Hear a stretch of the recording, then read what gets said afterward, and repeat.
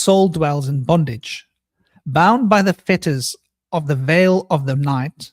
Mighty are they in forbidden knowledge, forbidden because it is one with the night.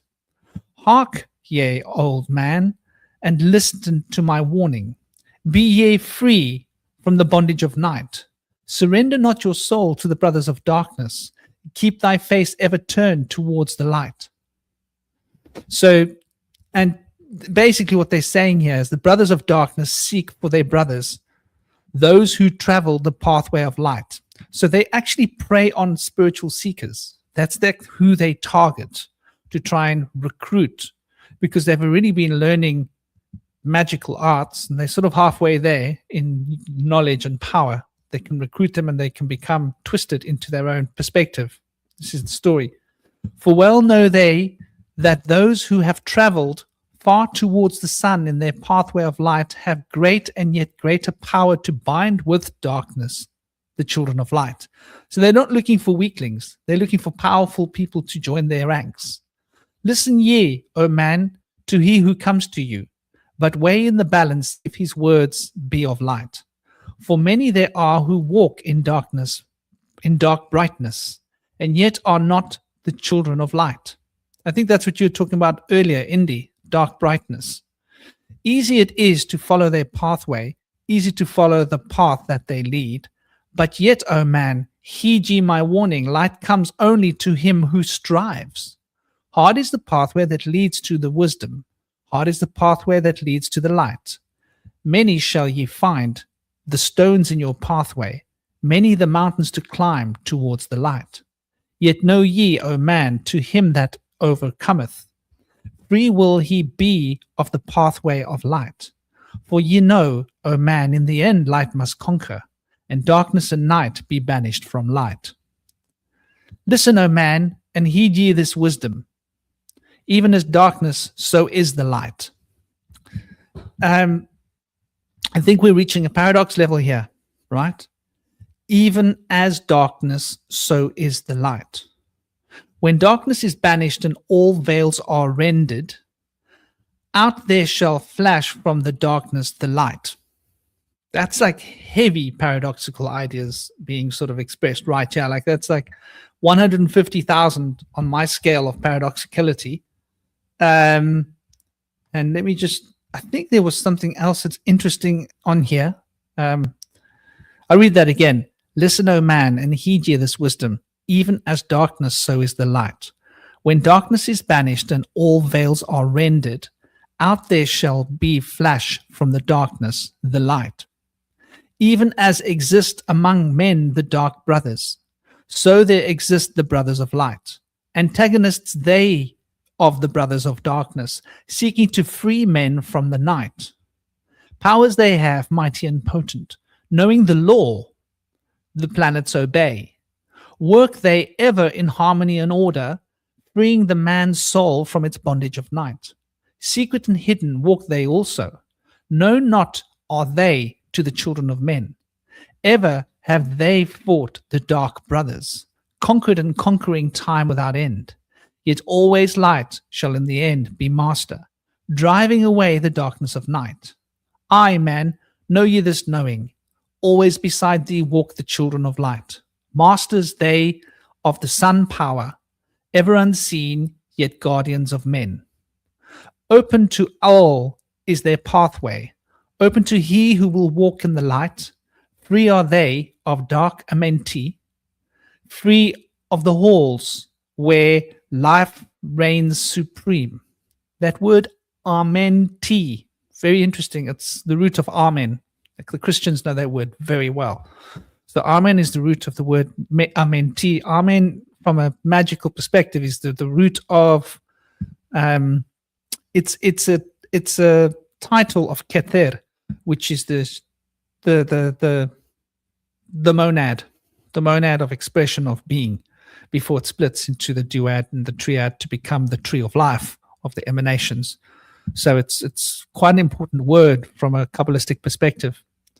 Free are they of dark amenti, free of the halls where life reigns supreme.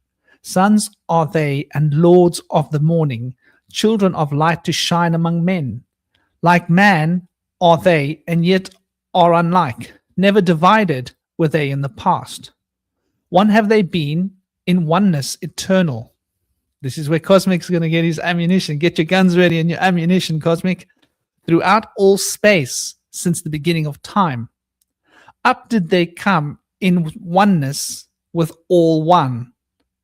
Up from the first space, formed and unformed.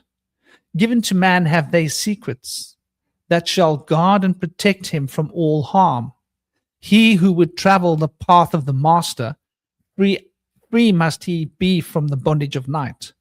Conquer must he the formless and shapeless. Formless and shapeless, wow. The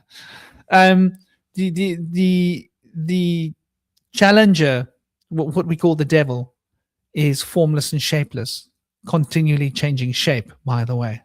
So that's an allegory there towards Yaldabaoth's constant changing of forms as the tormentor. Conquering must the formless and shapeless, conquer must he the phantom of fear. Knowing must he gain of all the secrets, travel the pathway that leads through the darkness, yet ever before him keep the light of his goal. So we have to travel through the darkness according to this text. Obstacles great shall he meet in the pathway, yet press on to the light of the sun. Hear ye, O man, the sun is the symbol of the light that shines at the end of thy road. Now to thee I give the secrets, now to meet the dark power, meet and conquer the fear of the night. Only by knowing can ye conquer, only be knowing can ye have light. Now I give unto thee the knowledge of the masters, the knowing that conquers all the dark fears. Use this wisdom I give thee. Master, thou shalt be the brothers of the night. When unto thee comes a feeling, drawing thee nearer to the darker gate, examine thine heart and find if the feeling thou hast has come from within. If thou shalt find the darkness thine own thoughts, banish them forth from the place in thy mind. Send through the body a wave of vibration, irregular first and regular second, repeating time after time until free. Start the wave force in the brain center. Direct it in waves from thine head to thy foot.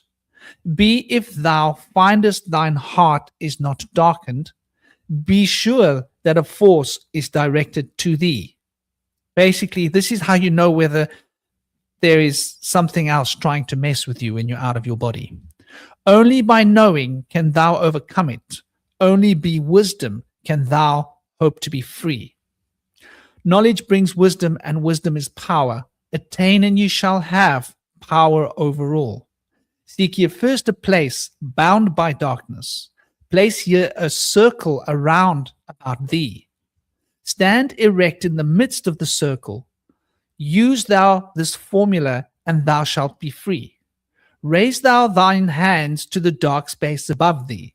Close thou thine eyes and draw in the light. Draw in the light from above.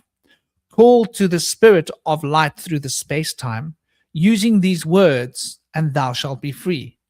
Fill thou my body, O spirit of life. Fill thou my body with spirit of light. Come from the flower that shines through the darkness.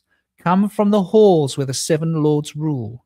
Name them by name, I, the seven, 3, 4, 5, 6, 7, 8, and 9. By their names I call them to aid me. Free me and save me from the darkness of night. Untanas, Cuertos, Chietal, and Goyana, Huertal, Simveta, Ardal. By their names I implore thee, free me from darkness and fill me with light. Know you, O man, that when you have done this, you shall be free of the fetters that bind ye. Cast off the bondage and the brothers of night. So, I mean, I don't want to get too carried away because, like that's quite a lot. So, what do you guys think so far? Like, this idea of this ancient feud between the dark and by the way, I think he's speaking about the masters, like Dion Fortune was speaking about the masters. They're not really in physical form.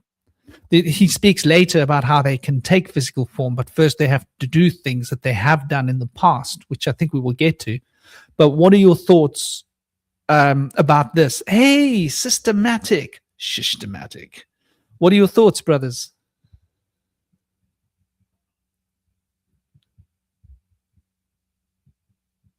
This has probably influenced all the cultures that exist today. We talk about the battle of the light and the dark in just about all the societies and religions and mystical practices. And so I think this really taps on maybe the source, one of the sources of this ideation. And so I feel like there's so many strange words in here that I want to know more about, but it does leave a really interesting impression about how this battle ensues and how subsequious these dark-sided figures can be, you know, and how they can kind of escape our perception, but they'll at the same time be able to influence doubt in our minds and the ideations of and delusions of separation and things that are used to divide and conquer us.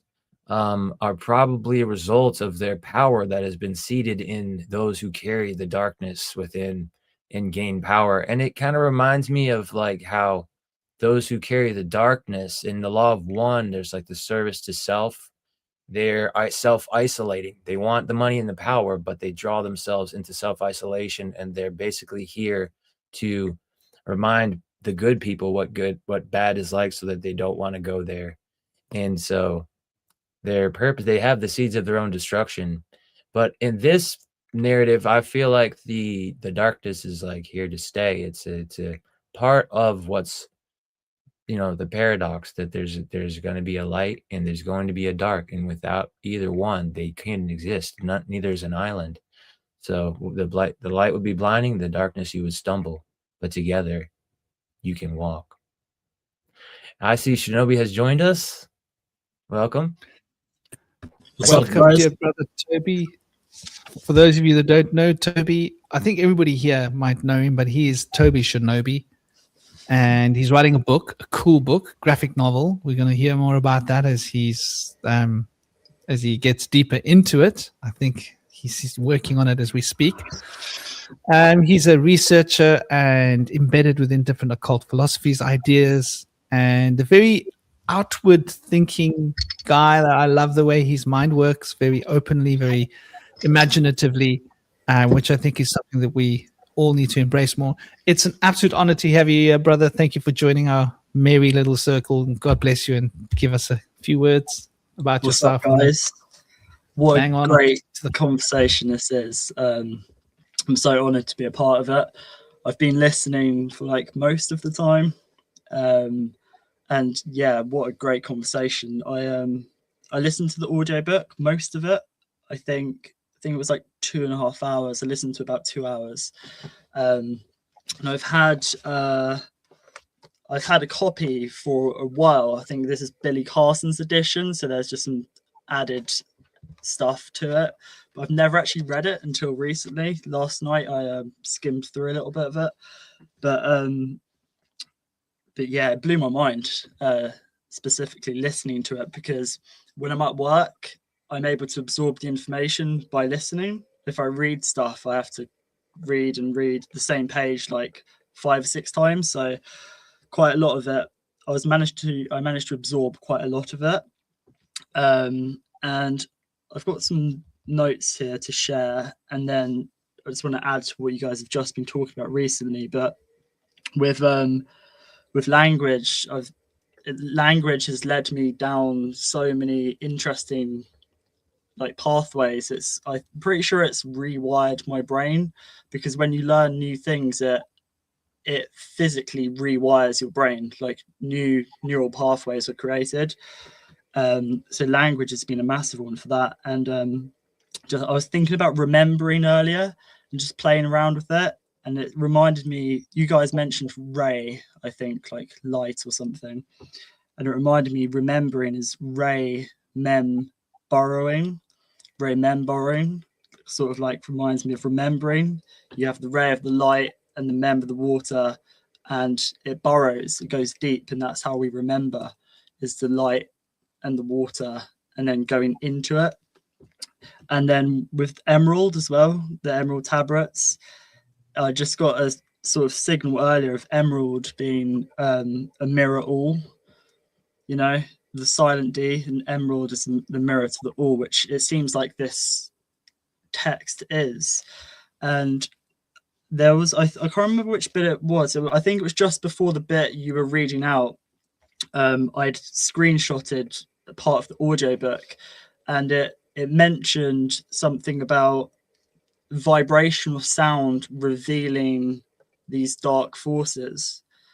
And it's just got me thinking, it kind of seems like it's coming across as like perhaps an ancient war of like what happened in Atlantis, but also it seems to be what's happening now, just with the fact of very quite recently, I guess, World War One, specifically World War Two, even before that as well, the frequency of our realm changing, like church bells and stuff being destroyed. There's a kind of distortion, and it seems like we're at the precipice of these forces, which Thoth is mentioning, coming into this realm, but not as material, not as UFOs, but perhaps from the astral, and perhaps through us, through the dream world, and through humans. But for that to happen, there needs to be a distortion in this reality. There needs to be a kind of low frequency, like church bells detuned, music detuned, architecture very square box like. He mentions circles as well. I'll try and find which bit that was. I'm not sure if you've read that, but he mentions circles, and that there are these things or beings that don't move in circles. They move in very strange ways. Humanity's kind of moving in very strange ways as well. We live in boxes. We kind of become very isolated, and there's a distortion for sure. And that we need to start moving again in circles. Like you guys mentioned, the round table and other stuff. And this is great because people from all around the world are able to come in here and be a part of the conversation. And we each bring a fragment of the tapestry so we can see a little bit clearer. Because I've got some notes here and I won't read them all now, but I'll just mention this, that I can't remember who it was mentioning. I think it's something you were reading a minute ago, Franklin, the light in the dark. I did hear of a Greek myth about, I think it was the golden apples tied to Nyx, which is night, primordial darkness, and through her daughters, Hesperides, who guarded the tree in the garden. The garden is our mind, the darkness is our subconscious, the golden apples is our divine spark, our gold, and it's guarded by nymphs, and nymphs are fresh water, so they're guarded by a fresh perspective. So to go through the dark and to connect to our God, our guide, our gnosis, to get the gold, which is being guarded by this fresh water or nymphs, we have to go into it from a fresh perspective. And also on the light being in the dark, I've been thinking recently that we can't just come into this realm glowing, not in this age as we are. Perhaps another time we came into this realm fully activated, but I think that we've come in and we've done something careful. We've buried our spark deep in the dark, in the subconscious, and part of, I guess, the initiation is to travel the waters, the rivers in our mind, our psyche, the underworld, and to collect keys to open these dormant gates or doorways, which only our higher self can access. Because if we came in here fully activated, we'd have our spark taken from us, because there are forces at play in the unseen realms which seek to take that from us. So I think we've done something clever coming in here, hiding it, and it's part of this process of opening up these gates and letting our energy flow. And so yeah, I just thought I'd mention that. But yeah, what a great book, because Thoth actually mentions keys opening up gates or doorways in our mind as well. And that's stuff I've been saying recently as well, and it's really great to hear it somewhere else, kind of that, you know, hear someone else say it, and someone as wise as this guy. But what did cross my mind is when it was being read, there was a rhyme to it. Lots of the words rhymed at the end, and I was thinking, how is that possible if this was written in another language, not English? But then I heard you say, Franklin, that it was actually somebody just touched the tablets and then it was kind of channeled to them. But in what language? Because I do understand that in all of the language you can kind of get to the root cause or the essence, but I did find it very curious that some of the words did rhyme like a poem, and had it been channeled to him in another language, has it been rewritten in English? You know.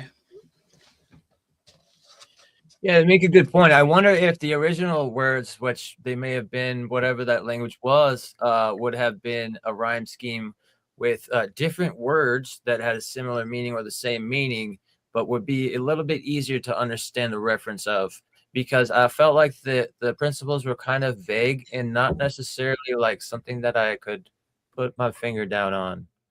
So thank you for mentioning that. I'm curious about that, although I don't know if we've actually deciphered what that language was on the emerald tablets, though. Well, it's not a language. There's symbols, though, right? The glyphs. It's not a language at all. It's a form of technology. It goes in the preface. I can try and find it for you, and we can take a look at what he says. But basically, what it is it's not in a language. You experience it firsthand, right? So it's like downloading it from the Akasha directly, from the Akashic field. And these symbols carry a gateway to that field of consciousness. And the moment you touch them, if you are necessarily developed, you will get a transcendent experience. And in that transcendent experience, you will see all of this actually happening. You will experience it. And then you would be in an altered state of consciousness. And in that altered state of consciousness, you would then write down in your own language what experience has just been given to you. And if you are in a transcendental state of consciousness, the words would likely flow like a poem.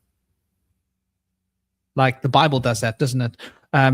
It comes from, and a lot of sacred texts really do that. Actually, it's quite typical, because if one's in a euphoric state of consciousness, one's words might be quite symbolic, and that's the most powerful form of symbolic language. I think it's specifically supposed to be like this, Indy, because the keys are being presented in such a way that it's like fertilizer, right?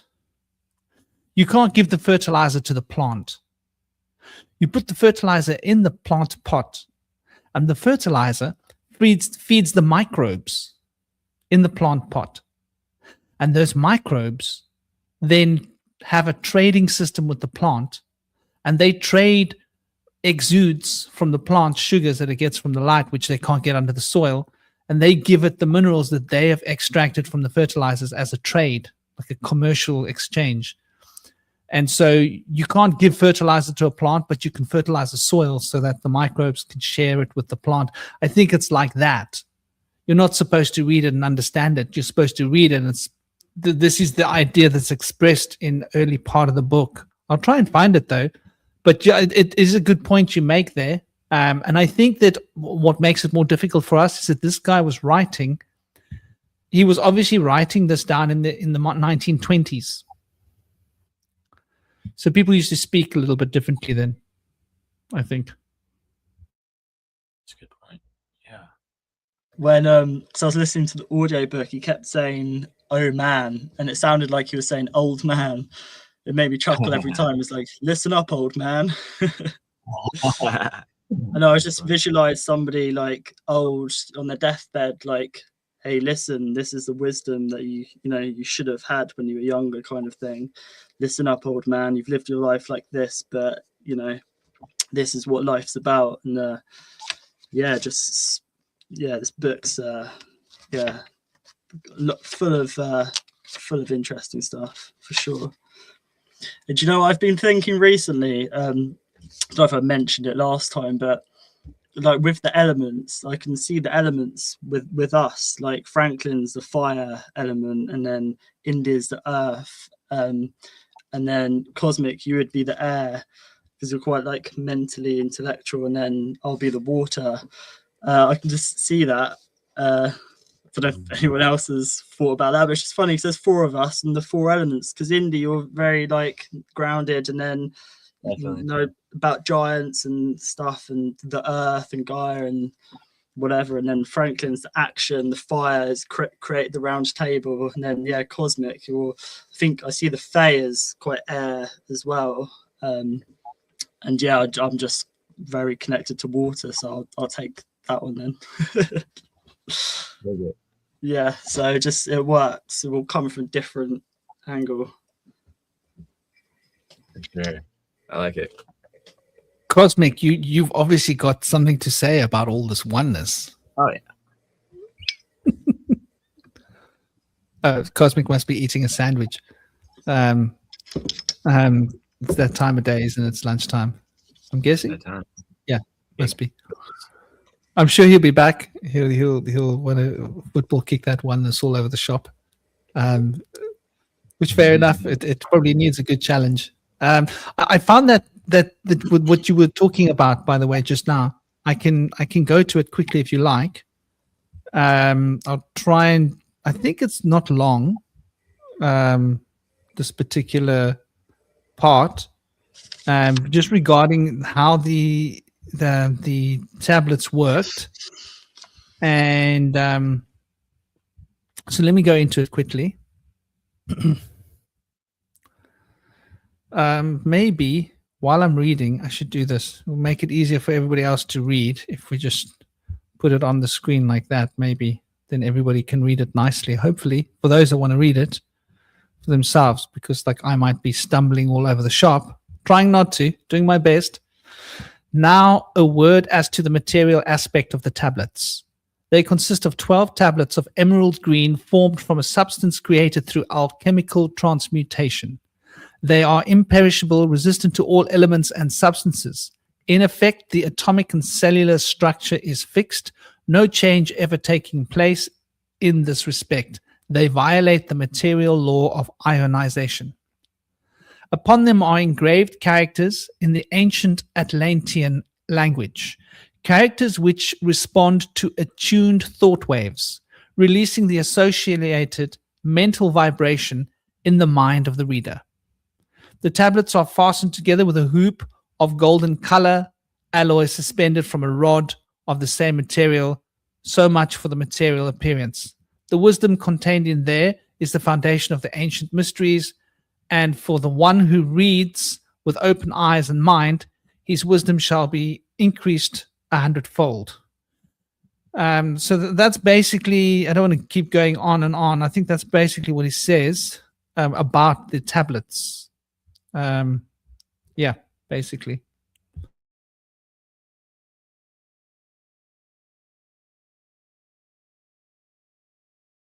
Have you seen any legitimate photos of the tablets at all? So I've tried looking online, and it's hard to tell if any of them are legit or not. Have you seen any of these symbols at all? I don't think that would be ever the case. I've never seen.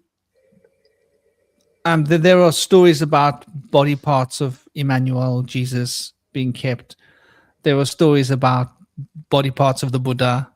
There are stories about, but I've never seen them because the mystic orders that hold this, it's so sacred to them, they don't want it to be in the They don't want other people's thought energy touching it. Maybe looking at it could create a reverberation on the one hand. On the other hand, it might all just be BS. But I will add to this that there were beliefs in ancient times, old times, that the emerald tablets that we had were just small part of the law, and that there was a more comprehensive piece of information that was going to be released by a later stage that was hidden away. And so this tallies with an ancient occult prophecy, just by the by.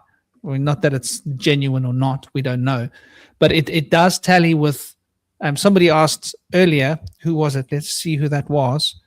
Is this associated with the Hermetic tablets? Well, the Hermetic tablets that have been like translated by every Dick, Tom, and Harry, the so-called Hermetic tablets, which are not the originals, because the originals were also on a green material, right? As it says in the Hermetic tablets, they've got photocopies that were made with tablets.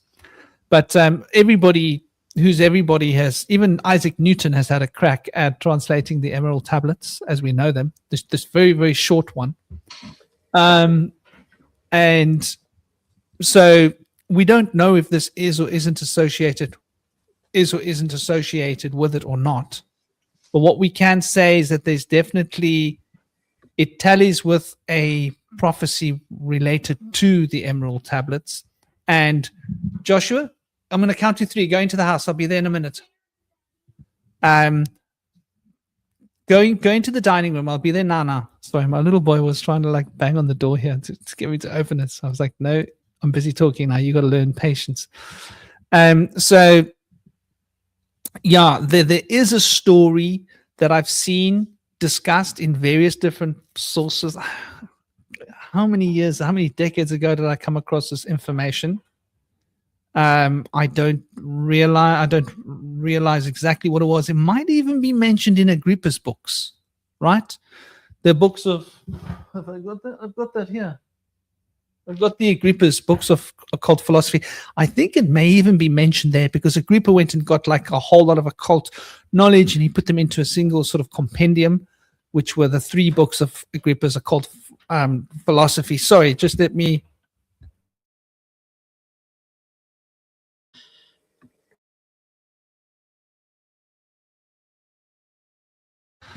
I had to make sure that he understands that like that tablet's going to go away. He's not going to see it again. There won't be no more Minecraft. He needs to learn patience and discipline. I'm trying to teach him. He's been very naughty with his mom today and yesterday. My gosh, he's been saying things that he's learned on YouTube, and he shouldn't even be on YouTube. It's his mom's fault. So I'm like, yeah, well, screw her for letting you go on YouTube when I'm working. But I'm trying to sort his attitude out from realizing that the way YouTubers talk is not cool, especially not the young kind of teenage YouTubers he likes to listen to. But yeah, the star, to get back to that, I think there might be an association, but it's all allegory. We don't know. It's based upon ancient ideas from many centuries ago that predicted that this would be found, and then he found this. So was he just using those ancient prophecies as look, I found it, I'm the one, or is it legit? This is something we're never going to really know. Indy, that's my thought. Oh, and he started an occult fraternity, right? And you guys know that, yeah? No, I didn't. Yeah. I'm just going to go and sort my boy out quickly. I'll be back now in a minute. Cosmic, you didn't get your chance to push back against all that oneness. I thought maybe you had to go and get a bucket.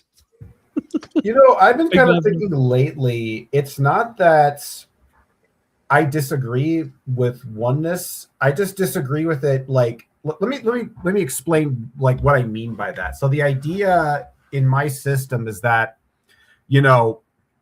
we all live in our sort of individual Zerfaxes, right? But those Zerfaxes then converge into a larger structure known as the Zarfax.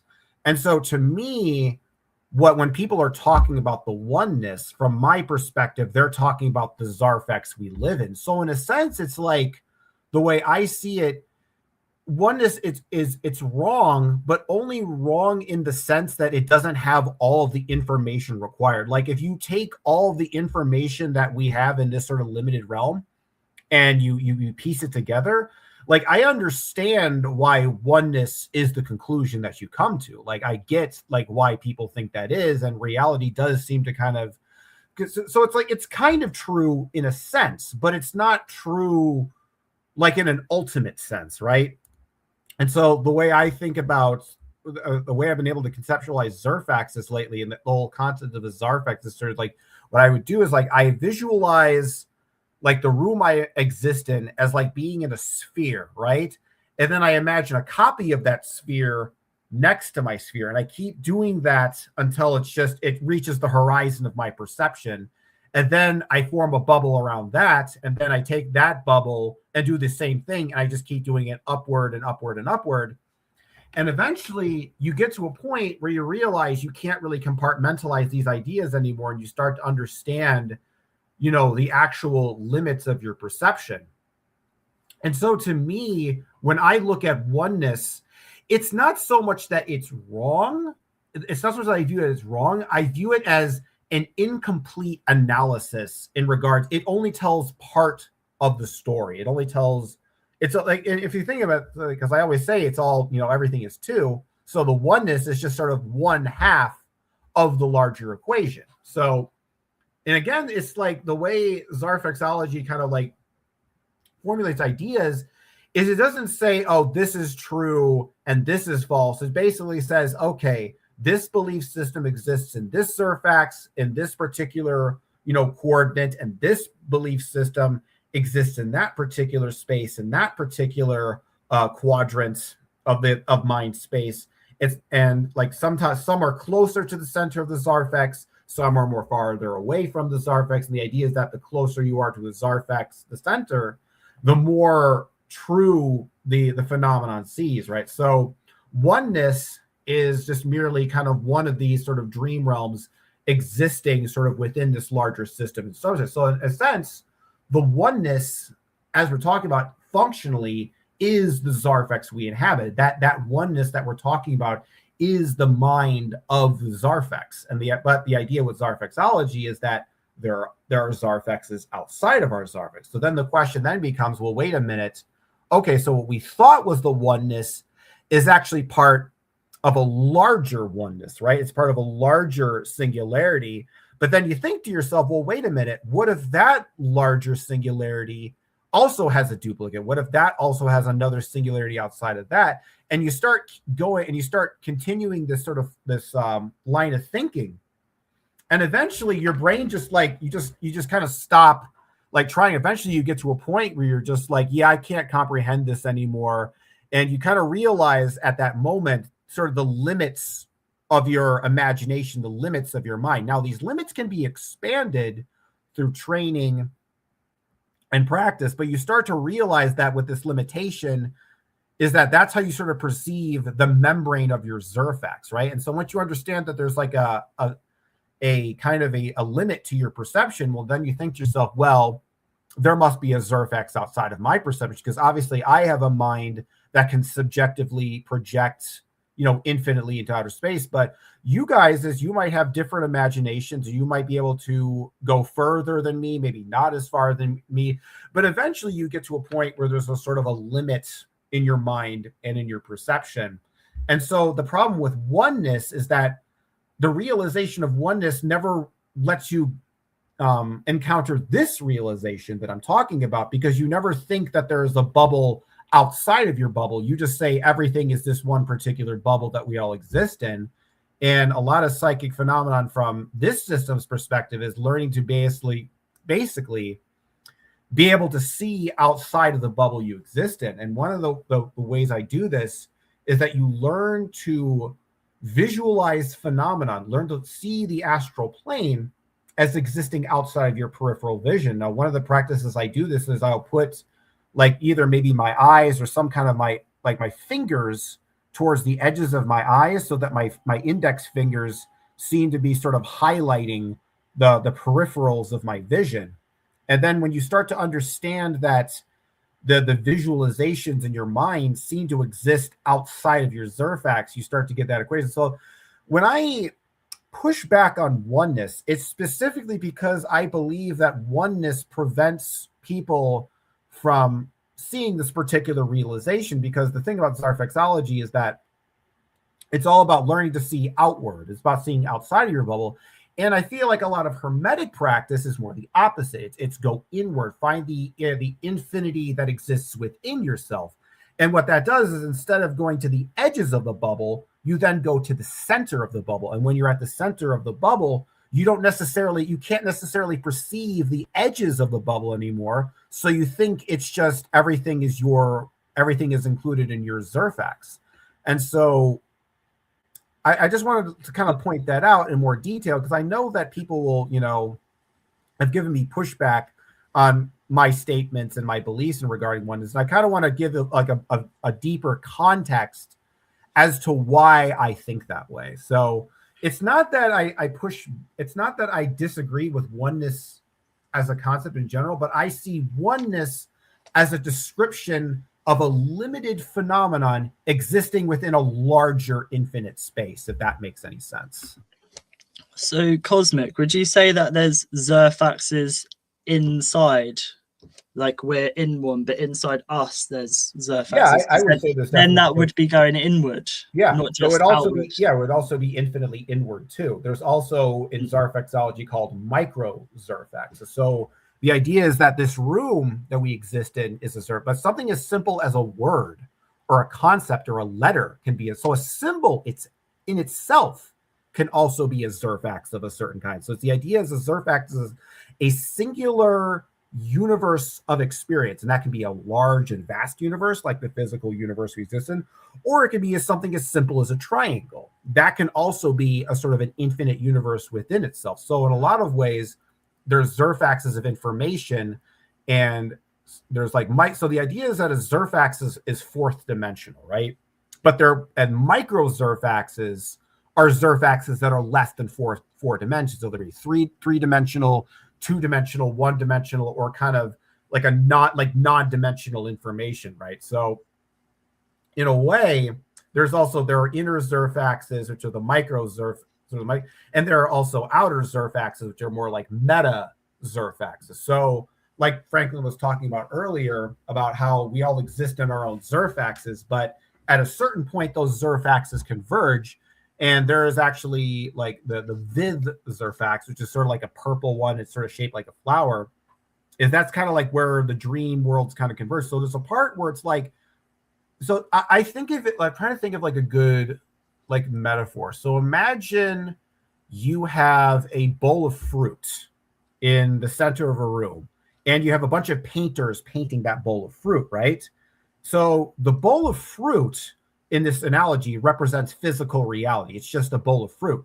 And every painting is a different interpretation of that reality. Now you're going to get materialist paintings, you're going to get mystical paintings, but they're all using that same tapestry as sort of the Rorschach to sort of inspire their ideas. And the idea is that it all kind of exists. So it's like there's a central Zerfax that things kind of emanate from, but then those split off into their sort of reflections. So if you think of like you take basically it's like one of those fashion mirrors when you go to a department store and you have those things where you put those three mirrors and they're all around you and you see yourself and you look and there's like an infinite a bunch of reflections of you and all the right. So Zerfaxes are kind of like that. So physical reality is kind of like the sort of the central template, the sort of like a physical object.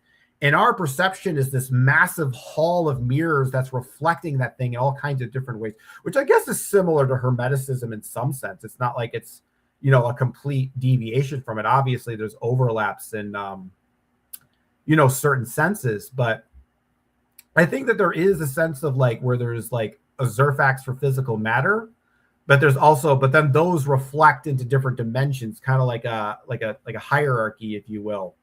So it's a little bit complicated, but yes, there's also there's an internal, so Zerfaxes can be both external and internal, but I think it's more helpful conceptually to think of them external because I think it's easier to conceptualize infinity that goes outward in all directions rather than an inward infinity. I think is more difficult to conceptualize. Not impossible, just slightly more difficult because you think about like a singular point, like an omega point that just you can zoom in infinitely inward. But the thing about infinity is that it goes in all directions. But you can go infinitely inward and you can go infinitely outward.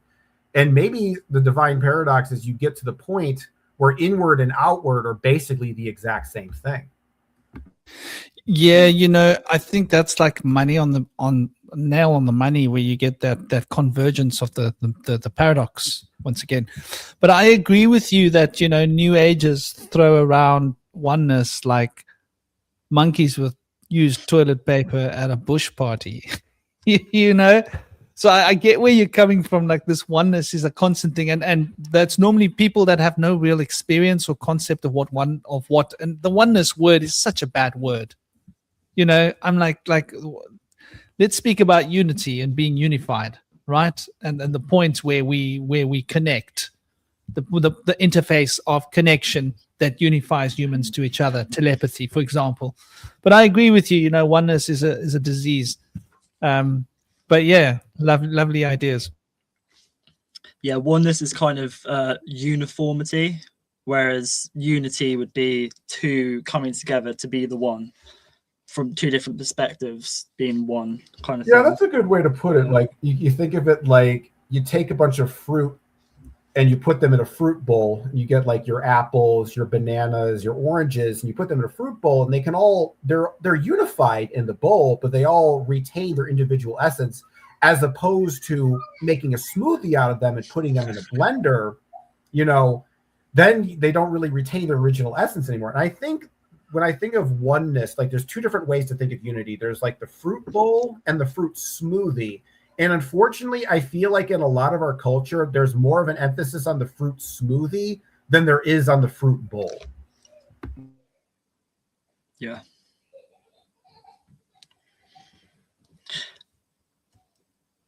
Yeah, I think I'll say to that as well that there are experiments done not so long ago where people would rather electrocute themselves than sit with their own thoughts for 15 minutes. And that's just a reflection of that. People would rather just be like, oh, I'm just part of everything, rather than sitting with themselves and going inwards, I guess, just being with their thoughts, like being a banana. People don't want to be a banana or an orange. They just want to be the bowl because it's much easier, I guess. And I think that sort of ties into people would rather electrocute themselves than just sit still and just be themselves, And I think this kind of ties into the whole electric plasma thing as well. I just view that electric plasma as Marduk and Tiamat, because I can't remember what the things Marduk is holding in this image where he's chasing Tiamat, but Tiamat would represent the plasma, or like the ionosphere, I view it as. Is that right? Would you say that? Or is that just something I've completely made up? Because I always view Tiamat as plasma, the place of the Ma, the one that gave birth to all the other gods, which is the ionosphere, which is a plasma sphere. And then Marduk's chasing her with the I can't remember what they're called, those three-pronged things, but they're used for electricity. So it's a kind. Indy, your mic's muted. It's called a Vajra or a Dorje. Yeah. Vajra is the Vedic name and Dorje is the Tibetan name. Yeah. But so I just kind of view that image as like that battle is between the masculine electric, which is the more kind of like knowledge based kind of, and then the plasma Tiamat representing the plasma. The flag of Tartaria was a black dragon, who I think may well have been Tiamat, and that's cast out, and now we have the electric kind of everything, electric cars, electric lights, electric this, electric that, and then the plasma, which is more of the unseen, is being cast away. And cannot remember my original point why I brought that up. I think it was to, rather than people sort of being the plasma, the unseen, the dark, they'd rather have the electric, literally to the point they'll electrocute themselves, and those experiments show that. And this is a sad state of affairs, and I think it's so important to like bring back the dragons. And when I mentioned earlier, because it's just symbolically, the dragon is representative of our higher self. It's a balance of the knowledge and intuition, eagle and snake, the mind and the heart. The dragons, of course, breathe fire too, and they've always seemed to guard the gold, protect the gold, which is within us. And then when I was talking earlier about the darkness, going through the dark to find the gold and opening the gates or the doorways of our psyche, of our mind, I view that there's a dragon there. And I think I've mentioned this before, but like I view that there's a dragon protecting our spark, and that is our higher self. And we have to prove to ourselves that we have come to the point where we can ignite that spark or that flame, because as I said earlier, if we had that flame, it would be extinguished upon birth, because this time we're in right now, in this realm, which Thoth explains way back when in Atlantis, because we seem to be replaying this karma now, where he speaks of this shadow, this dark coming from the deep, from beneath, is trying to emerge now, and this is emerging through the use of electricity, of electronic, and trying to push out this plasma, push out this kind of more intuitive dark, where things come into this realm via thoughts and stuff, I guess. But if we're blocked out from that energy, then things will still come through, but we won't really be compos mentis of what we're creating. So, yeah.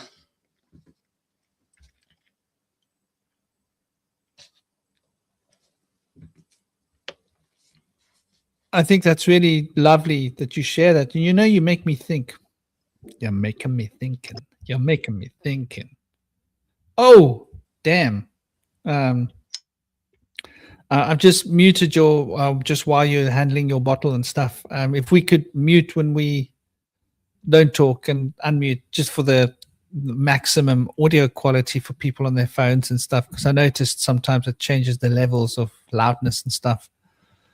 I look at the etymology of the word dragon, which is quite interesting. So like I would bring it up on the screen for people, but I've got something else like sharing in of that PDF. So we're looking at Proto-Germanic, right?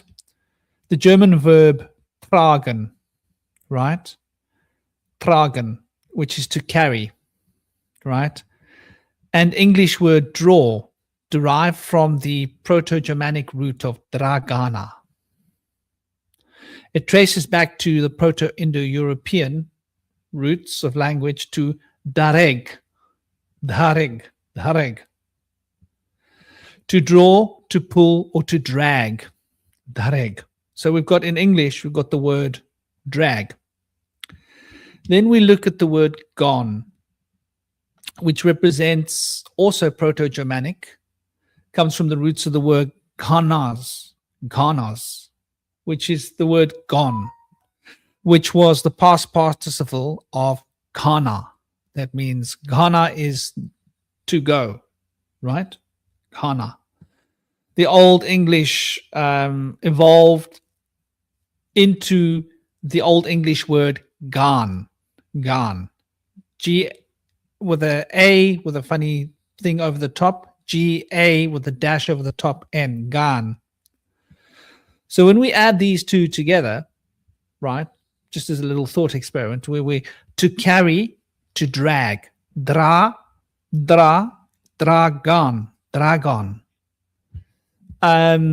represents that the absence of that which is pulling you back, right? You want to travel out in your consciousness field, but you're being dragged back into the physical body, right? This is the impetus of the dweller, you have to be ready to meet the dweller. If you're not ready to meet the dweller, the watcher upon the threshold, right, will stop you from being able to leave your body and become multidimensional and consciousness expansion into the new frame of being, an experience of non-physicality, the fractal multidimensional universe that manifests this body and puts everything into it, consciousness that we experience. So you put the words together for dragon, it's like when that drag that holds you in the physical body, the resistance is gone, then you're able to go into metaphysical realms of being. And dragons have always been associated with spiritual forces, haven't they? And being in that expanded place of fire, right? Fire breathing dragons. And what are we talking about here? The flame, that eternal flame that never goes out. And we even in our biblical thing, we've got the Eshim, right? The Eshim is the divine fiery creatures that are about the throne of the divine, the Father. Comes from Gnostic cosmology, but Christian cosmology, Hebrewic cosmology, all that Abrahamic stuff, the Muslim cosmology, they all reiterate this, which comes from obviously, Persian architecture of concepts. And Persian architecture of concepts is not too far away from Vedic, but they're just polarized. So anyway, I just thought it interesting to add that in, looking at the word dragon, because you release your inner dragon and it can fly free. It's a bird that flies. It's like a bird, it flies, but it's like a serpent. It carries wisdom and knowledge, and it transforms you because it sheds its skin like a snake. So it's got the wisdom of the serpent. It's got the flight of the bird. You can fly out of yourself and go into the realm of wisdom that this whole book is really about. I just thought I'd add that in for people. What do you guys think? Concept, symbolism.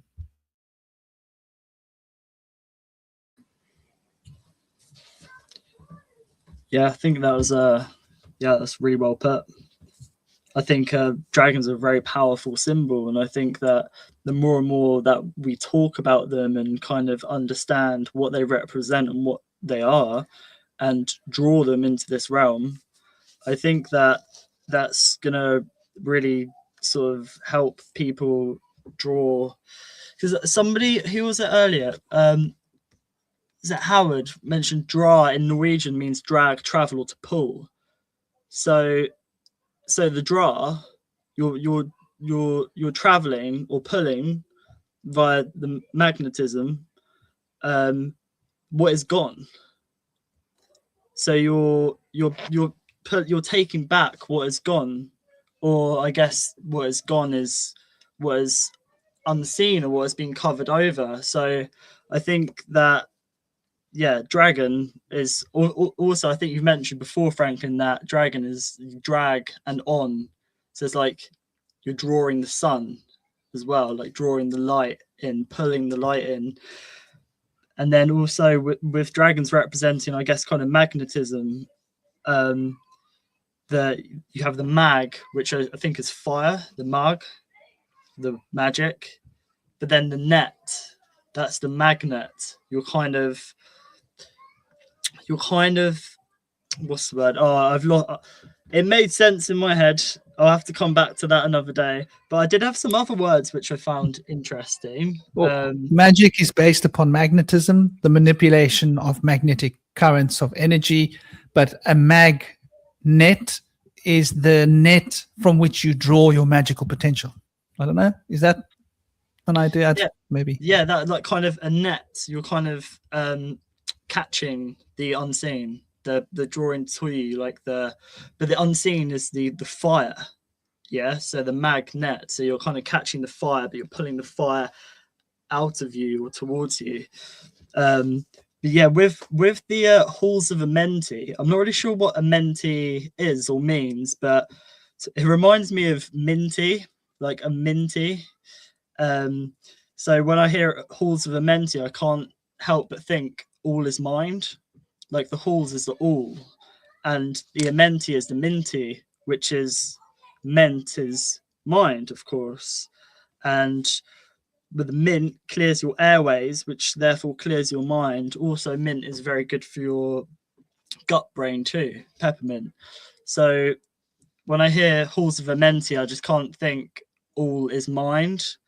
And of course, the mind isn't the just when they say all is mental, it's another word for that is spirit, right? Mind and spirit are kind of synonymous.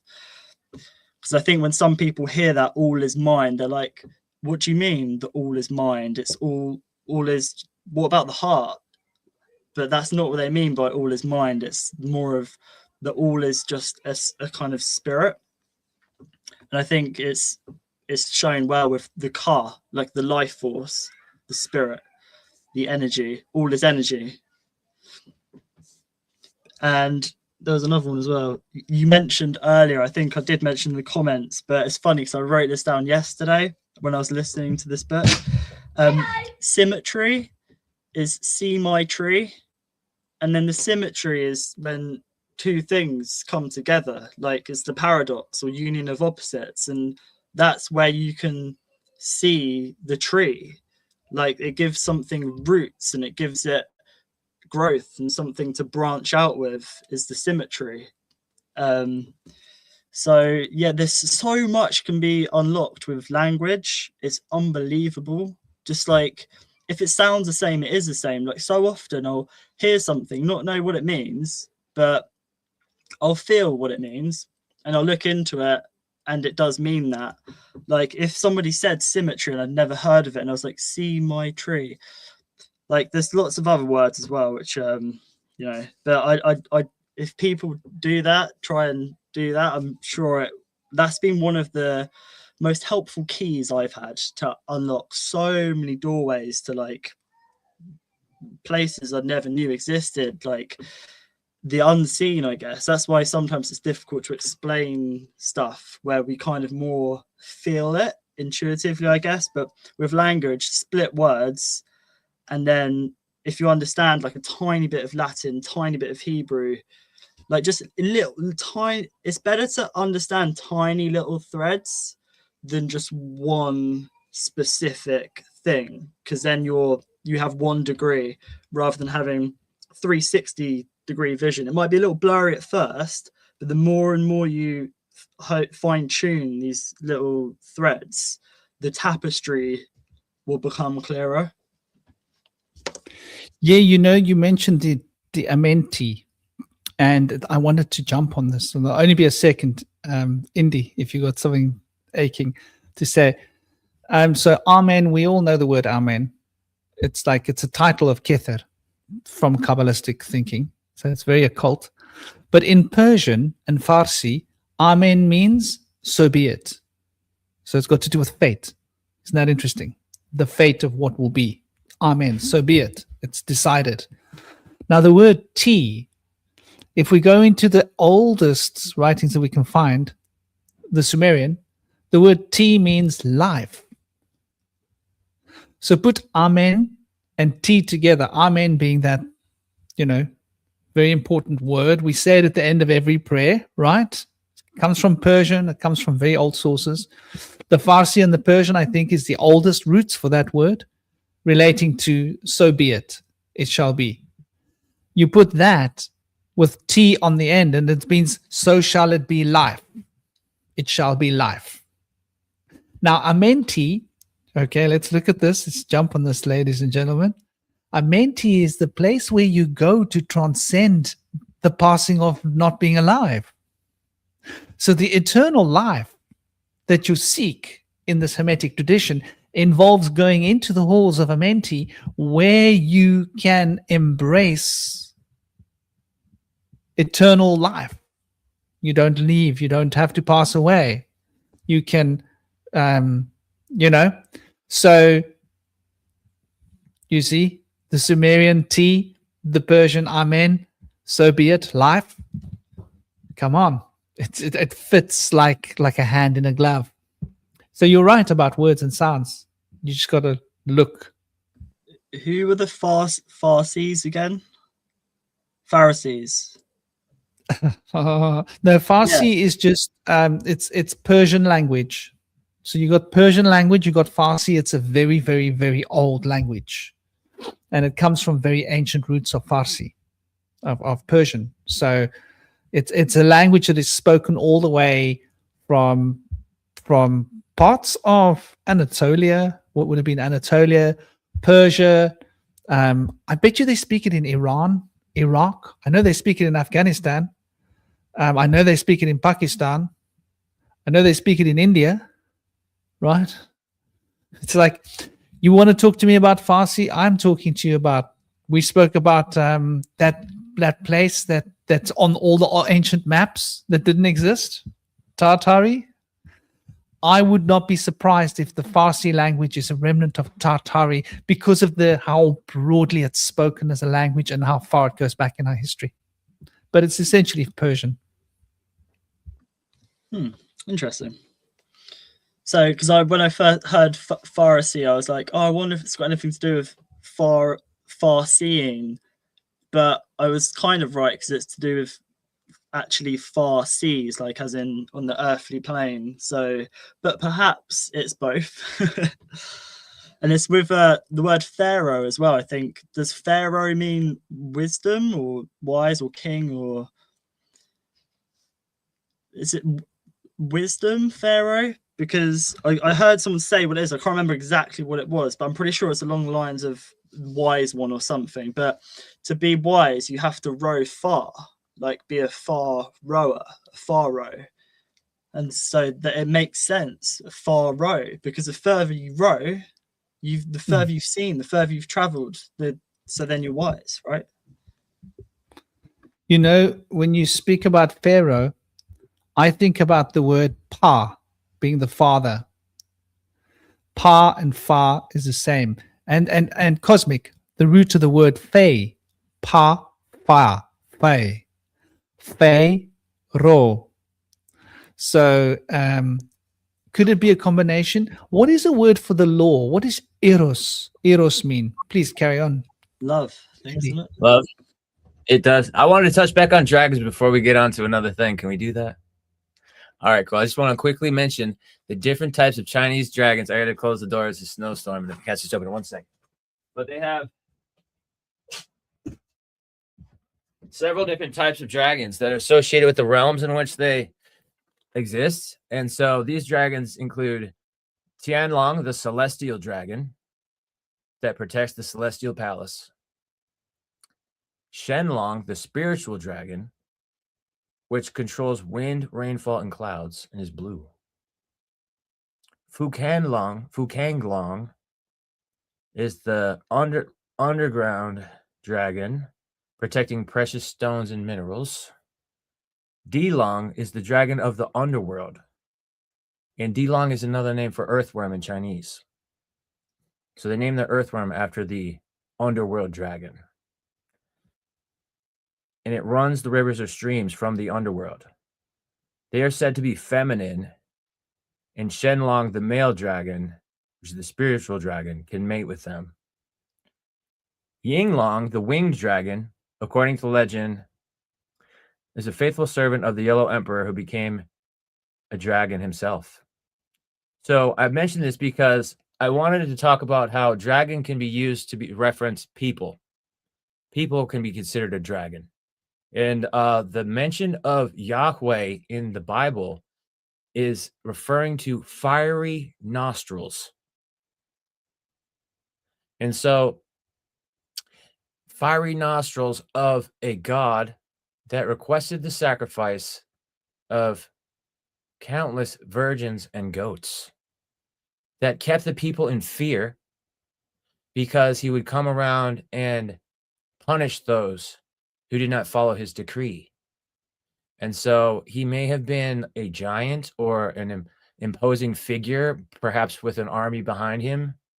But I wanted to consider this possible interpretation because it could bring a lot of light to our discussion. But at the same time, I want to also mention Pymander, which I referenced earlier, which I associate with the sun or Ra. the primordial god. And I feel like to me it was a dragon. When I was called to the sun, it appeared to me as a dragon. And to me, a dragon is like an amalgamation, a combination of all things. And so there's like two different references. There's like an earthly dragon, and then like the spiritual aspect of it. Okay, so there's a couple more, but I think that's most of the main ones. The other ones are kind of fringe dragons in China. I just want to say quickly, you mentioned Yahweh and fire coming out of his nose, his nostrils. Yes. So, yeah, not out of his mouth, because we know that fire coming out of the mouth is wisdom. So fire coming out of the nose, does that mean, like, you know, he thinks he knows, hence the fire in the nose, angry, and not the mouth. So it's that there's no wisdom.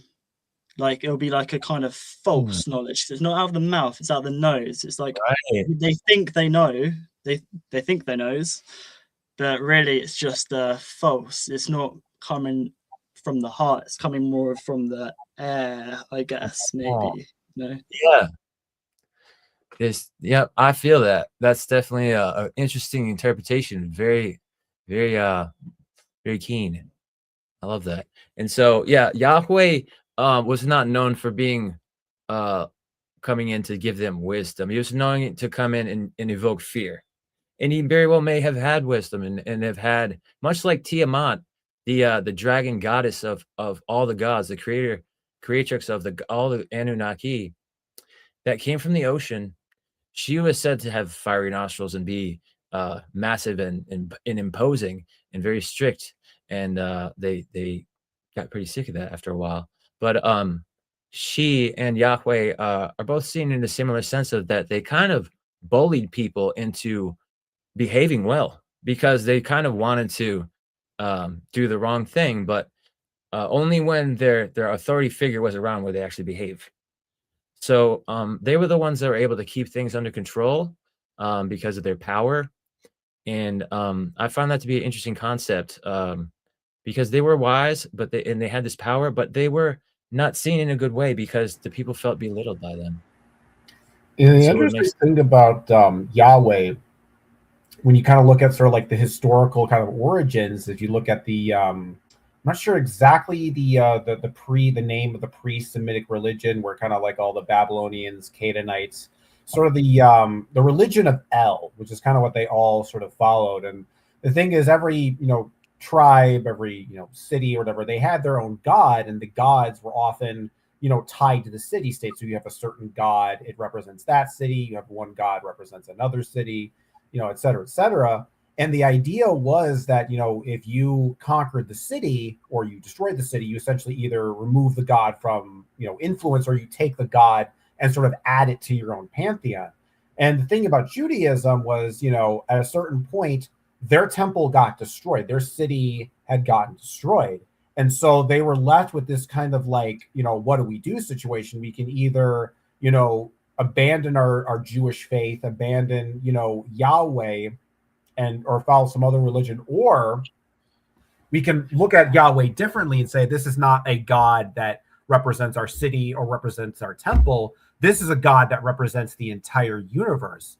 And so I wanted to bring that up, Indy, because I think that the origin story of Yahweh sort of being exiled from his sort of city and his temple being destroyed, and then kind of having to sort of like an overreaction to that being a universal God, and sort of almost, in a sense, it's kind of like a revenge scenario, if you will. It's like the other gods kind of like, they pissed off Yahweh and they defeated him. And then Yahweh got really mad and kind of like threw a temper tantrum and then sort of just like steamrolled everybody over there. So I think that's an important part of the story that I think needs to be discussed. Yeah, there's a big part of that has to do with the fact that Yahweh was given people that did not have a land. And so these people had built more resilience than anybody had ever came close to. And when it came to throwing down, they had the most passion than anyone. They didn't have anywhere to sleep at night. They did not have any food. They didn't have any pastures. They probably had some grazing animals that got picked off a lot because they didn't have any safe pastures to go in. But, that was the whole story. And through that process, and I think it was the Judites that the tribe of Judah that was the one that was doing a lot of the fighting through these war periods. and they kind of tainted the spirit of the interpretation of God to go from benevolent and kind to be fiery and mean because of all the conflict they had to go through. They were very desperate scavengers in a desert with very meager resources there. So they fought and they conquered and they overcame so many different people, and they wiped out like probably entire civilizations potentially, I think. And they were a fierce squad, but eventually they received their promised land, although they had to wander through the desert for like 40 years until they came upon a city of giants at Jericho, and then they overcame them with their trumpets. So they had, they were so desperate, but at the same time they were prepared. They had time to prepare and unify, and that sense of unification that they had was probably something that was a big advantage against the other people that they were against, that were probably coddled and taken for granted their positions of comfort in their cities and didn't really see the need to be on the same page with each other as much. I'm sure they did some training together, but they weren't traveling together. So their God kind of pushed them to find their land and make them have land. And he drove them in a lot of ways to become fierce. Yeah, I'm always amazed how people don't. That name Yahweh is obviously just 5 vowels, right? That's all it is in sequence, right? 1, 2, 3. If you say those 5 vowels one after another, you've just pronounced the name. And the first 2 of those vowels come from Sumeria again, right? Iya, Iya, Iya, and then O, E, Yahweh, right? It's just 5 vowels.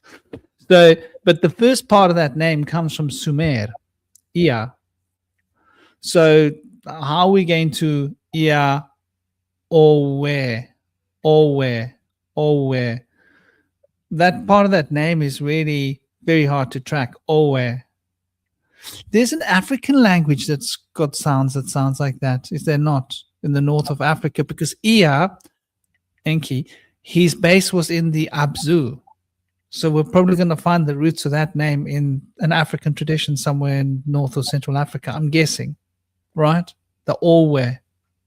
Anyway, thought I'd just point that out. It's interesting when we're talking about this. Are you comparing Yahweh with Enki? No, the Yahweh. If you want to say Yahweh, you go I, A, O, U, E. Iya, Owe, Yahweh. Yahweh. Iao is the Greek version of Iao, the Greek version of the Tetragrammaton, and they got that from not the Jews, but the Egyptians. That's funny. Right?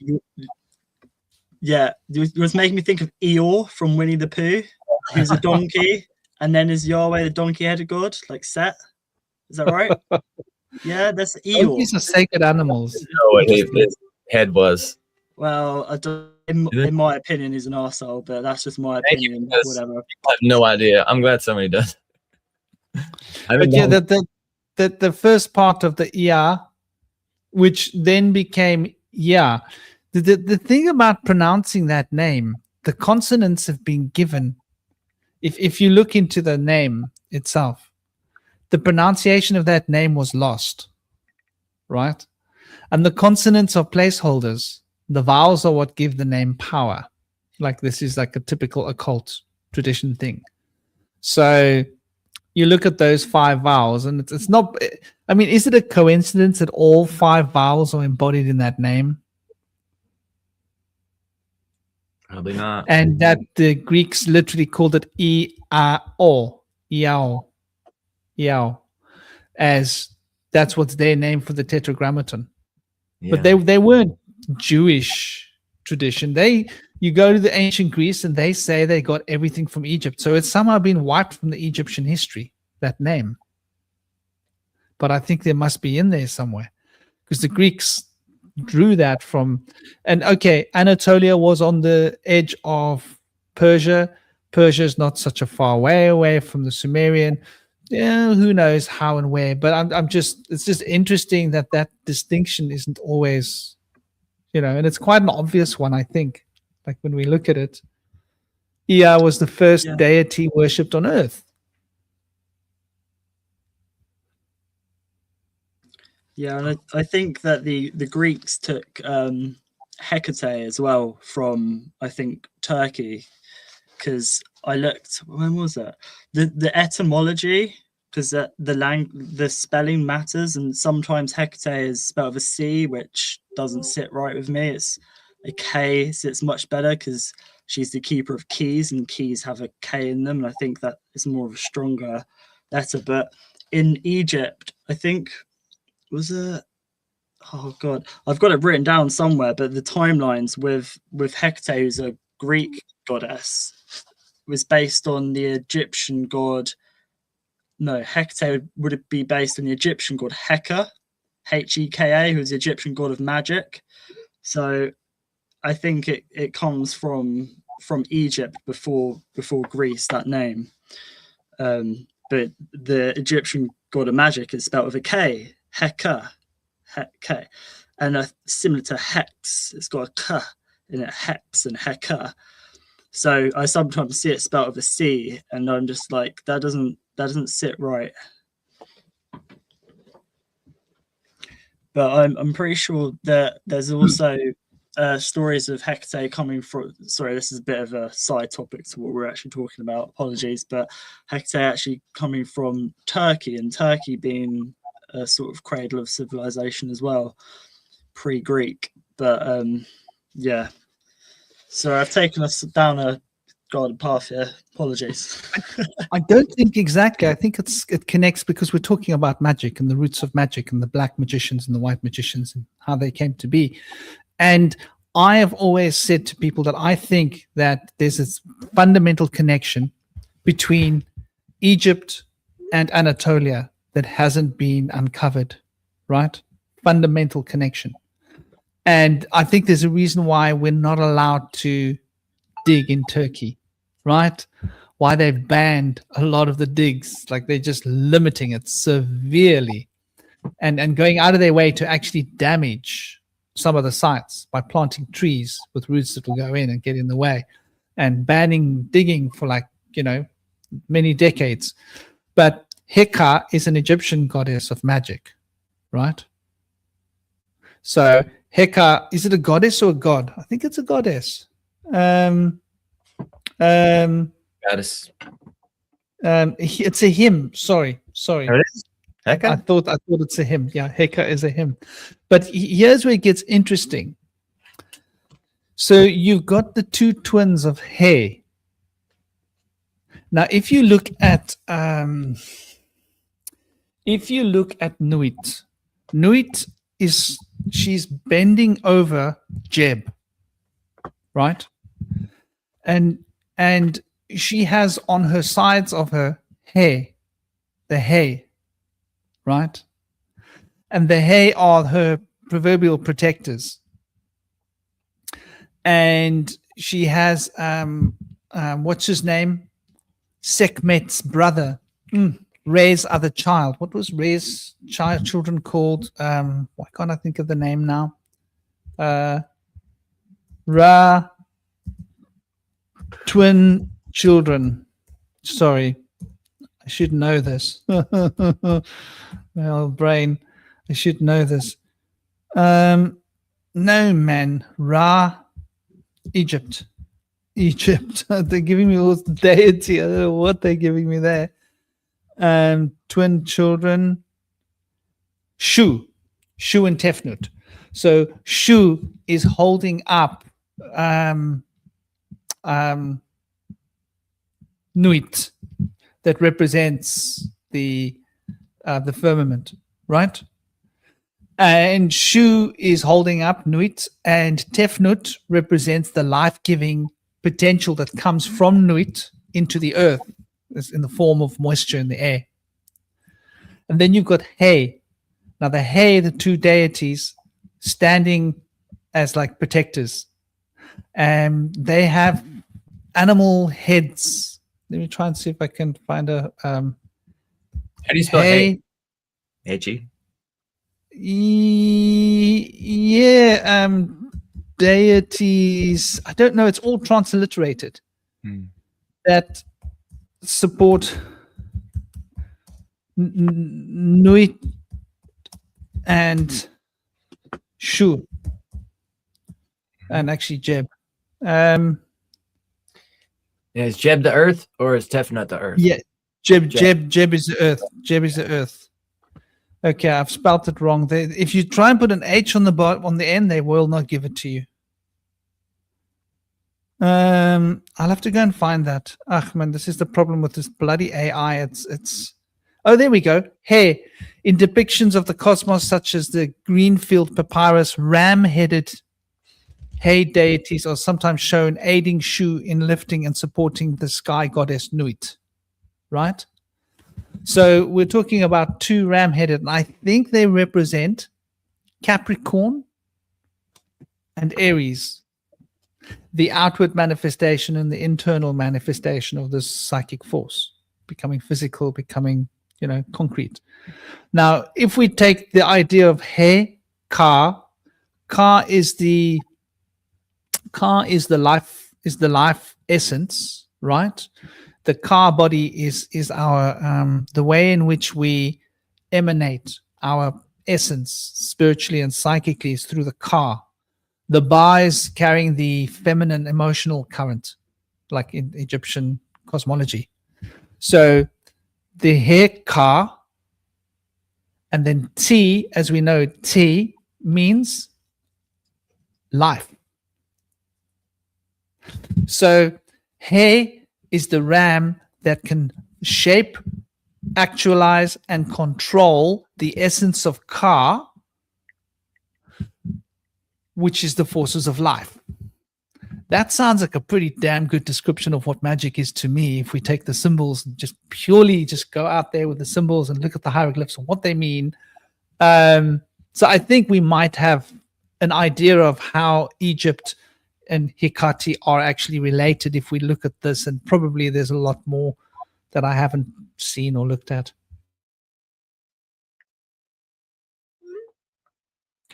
Yeah, I don't know why I thought Heka was a girl, but I think Shinobi mentioned Heka being the holder of keys.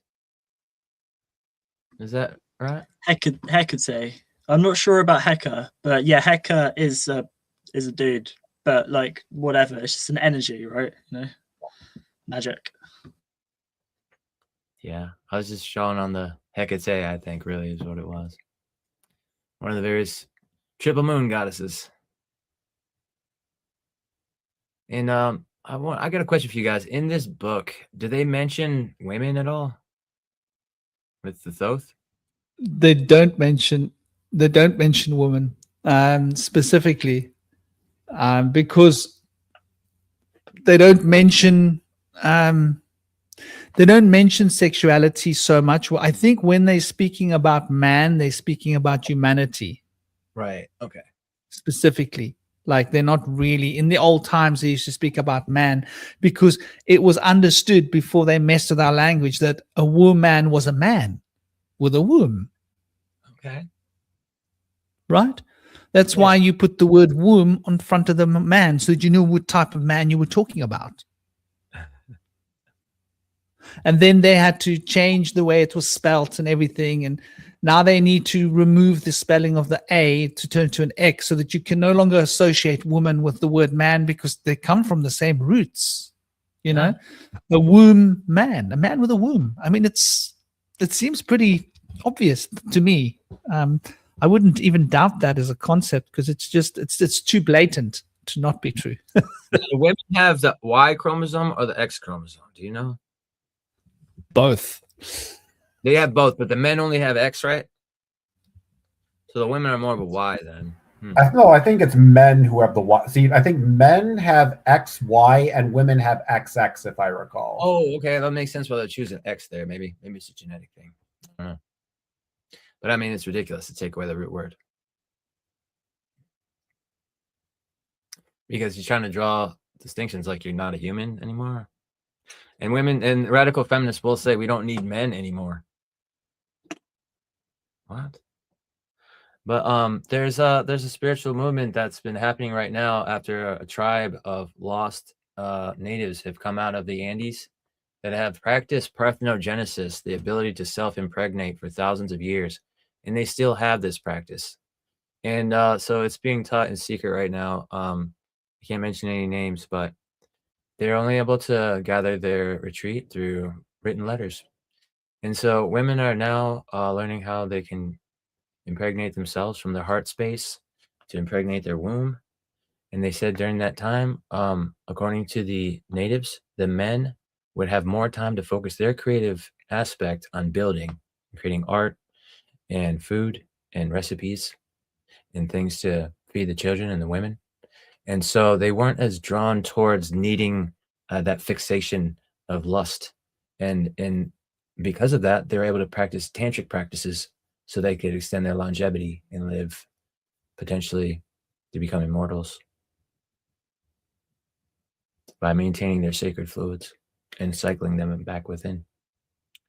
So this is all new information, but I think it's quite fascinating how secret information of people that have transcended the materialist view and are able to receive the magic that comes of it is pretty exciting to me that this is what's going on right now. And as much dismay as this might cause to men that women might not need us anymore, I don't think that's necessarily the case, because when they're impregnating themselves, they're going to have their hands full. They're going to need somebody to support them and protect them and give them shelter just the same. So I think it's an interesting thing that's happening in the world right now. This is pretty hush hush, but if y'all are ever familiar with the Four Winds with Pablo Suelo, I think he actually interviewed the tribe first, but they did not tell men, so they told women much later in secret. Yeah, I'm not sure how that sits with me. Not because I think men aren't going to be needed at all, but more of the DNA, the double helix, the caduceus, the union of opposites, and the if a woman creates without that spark, where is it going to be coming from? Because it's not coming from our, Fish and amphibians is that they actually, I think they turn to a male and then they turn back into a female, or they start as a male and they turn to a female. Seahorses do, yeah. Yeah. So I don't think that's the case here. I feel like what they're saying is that they're able to create energy in their heart space that is able to create a gamete that can fertilize their egg. I'm not really sure how that process works. It might be the case that they may be fusing two eggs together. Maybe this is how humanity continues, because like a lot of guys aren't able to, Yes.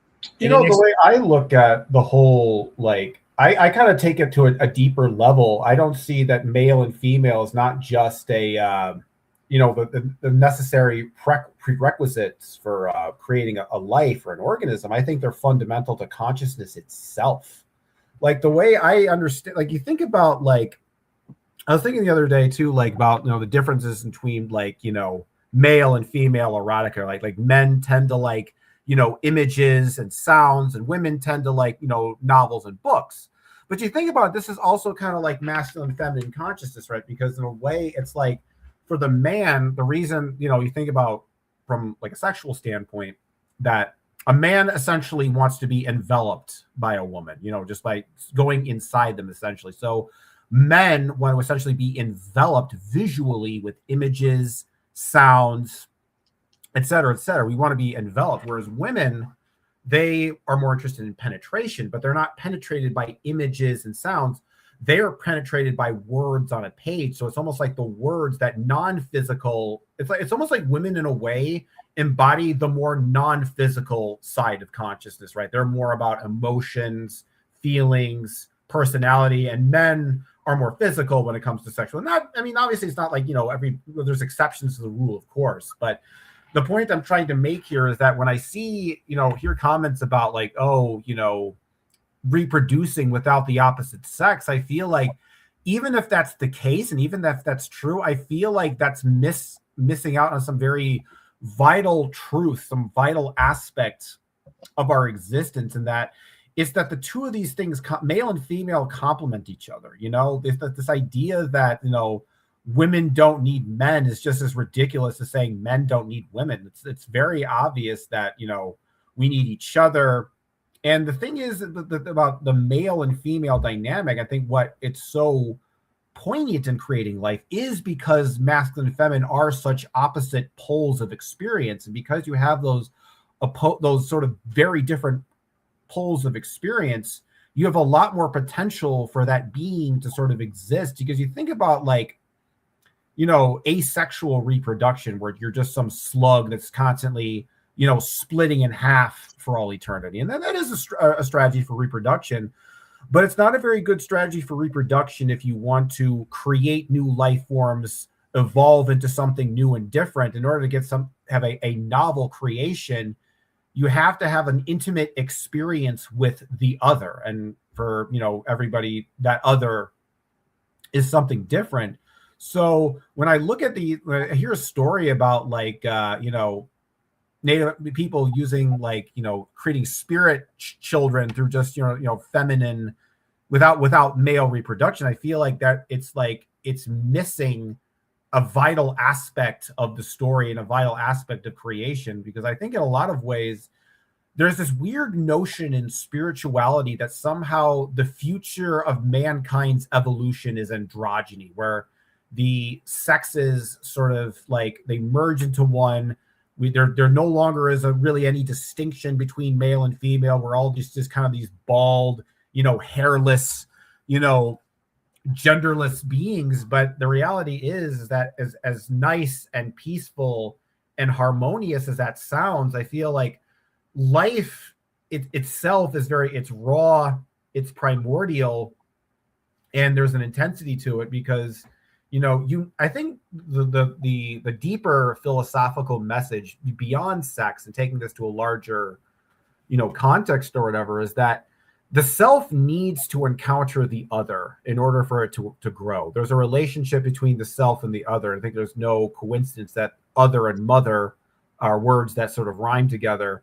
And with a lot of, like, you know, philosophy, whether it be, you know, through philosophy, sexuality, whatever, when things are just, oh, we don't need the opposite source, we don't need that opposite thing, then that system of thought or that belief system, whatever, it becomes insular, it becomes incestuous. When there's no outside influencing the thing, that phenomenon, that group mind or whatever, it can't really grow. So there's that necessity of combining opposites. And my concern is that we're going to combine the opposites so much that there will no longer be any opposites to combine.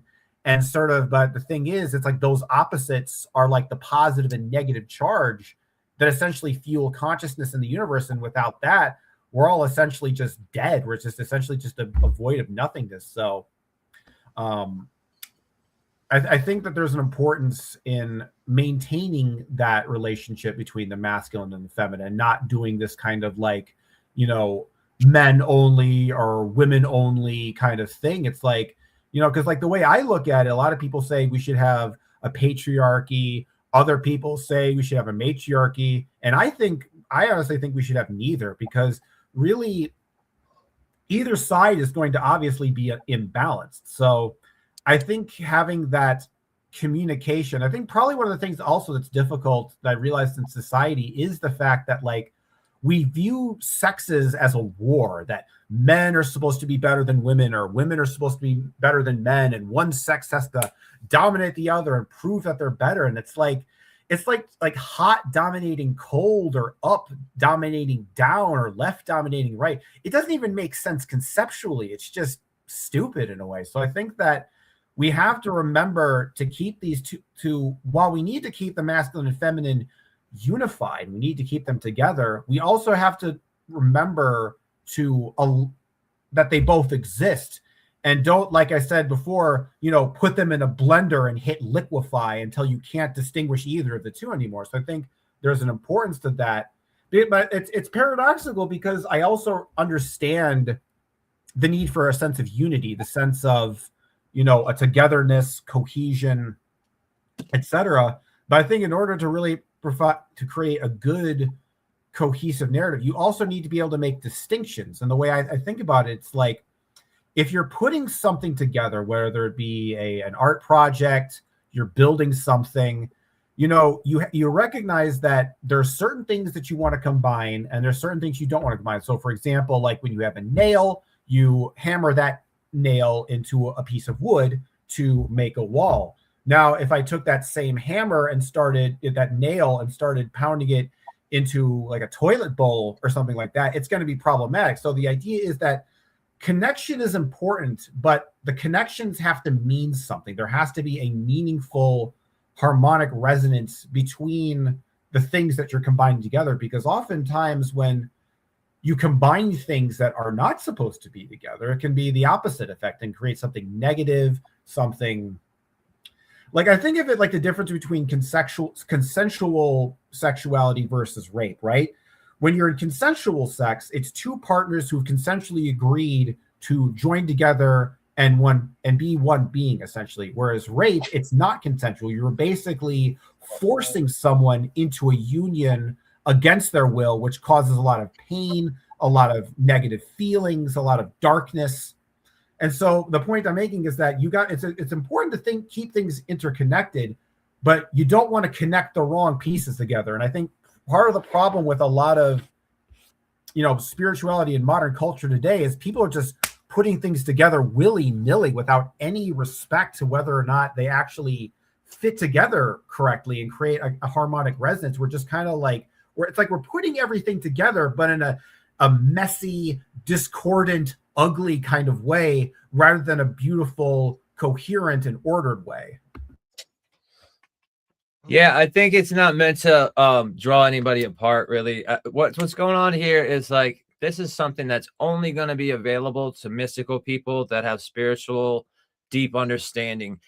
Nobody else is allowed to know about this, really. I mean, even if they are, they'd have no interest in disconformity. They would not try to eat weird foods or do strange things with their urine to try to live forever, or like try to practice weird sexual things alone. They're just not going to be into it, because that's how they're drawn away from it, really. But like, I think there's a point why that's done. And I feel like the creator or Mother Nature has made things the way they are, even though we see things to be so wrong right now, potentially with our authority figures and things. I feel like ultimately in the big picture, there's a reason why things are happening the way they are. And so it is probably, like it's mentioned in the book of the Emerald Tablets, the materialists are going to be behind a veil.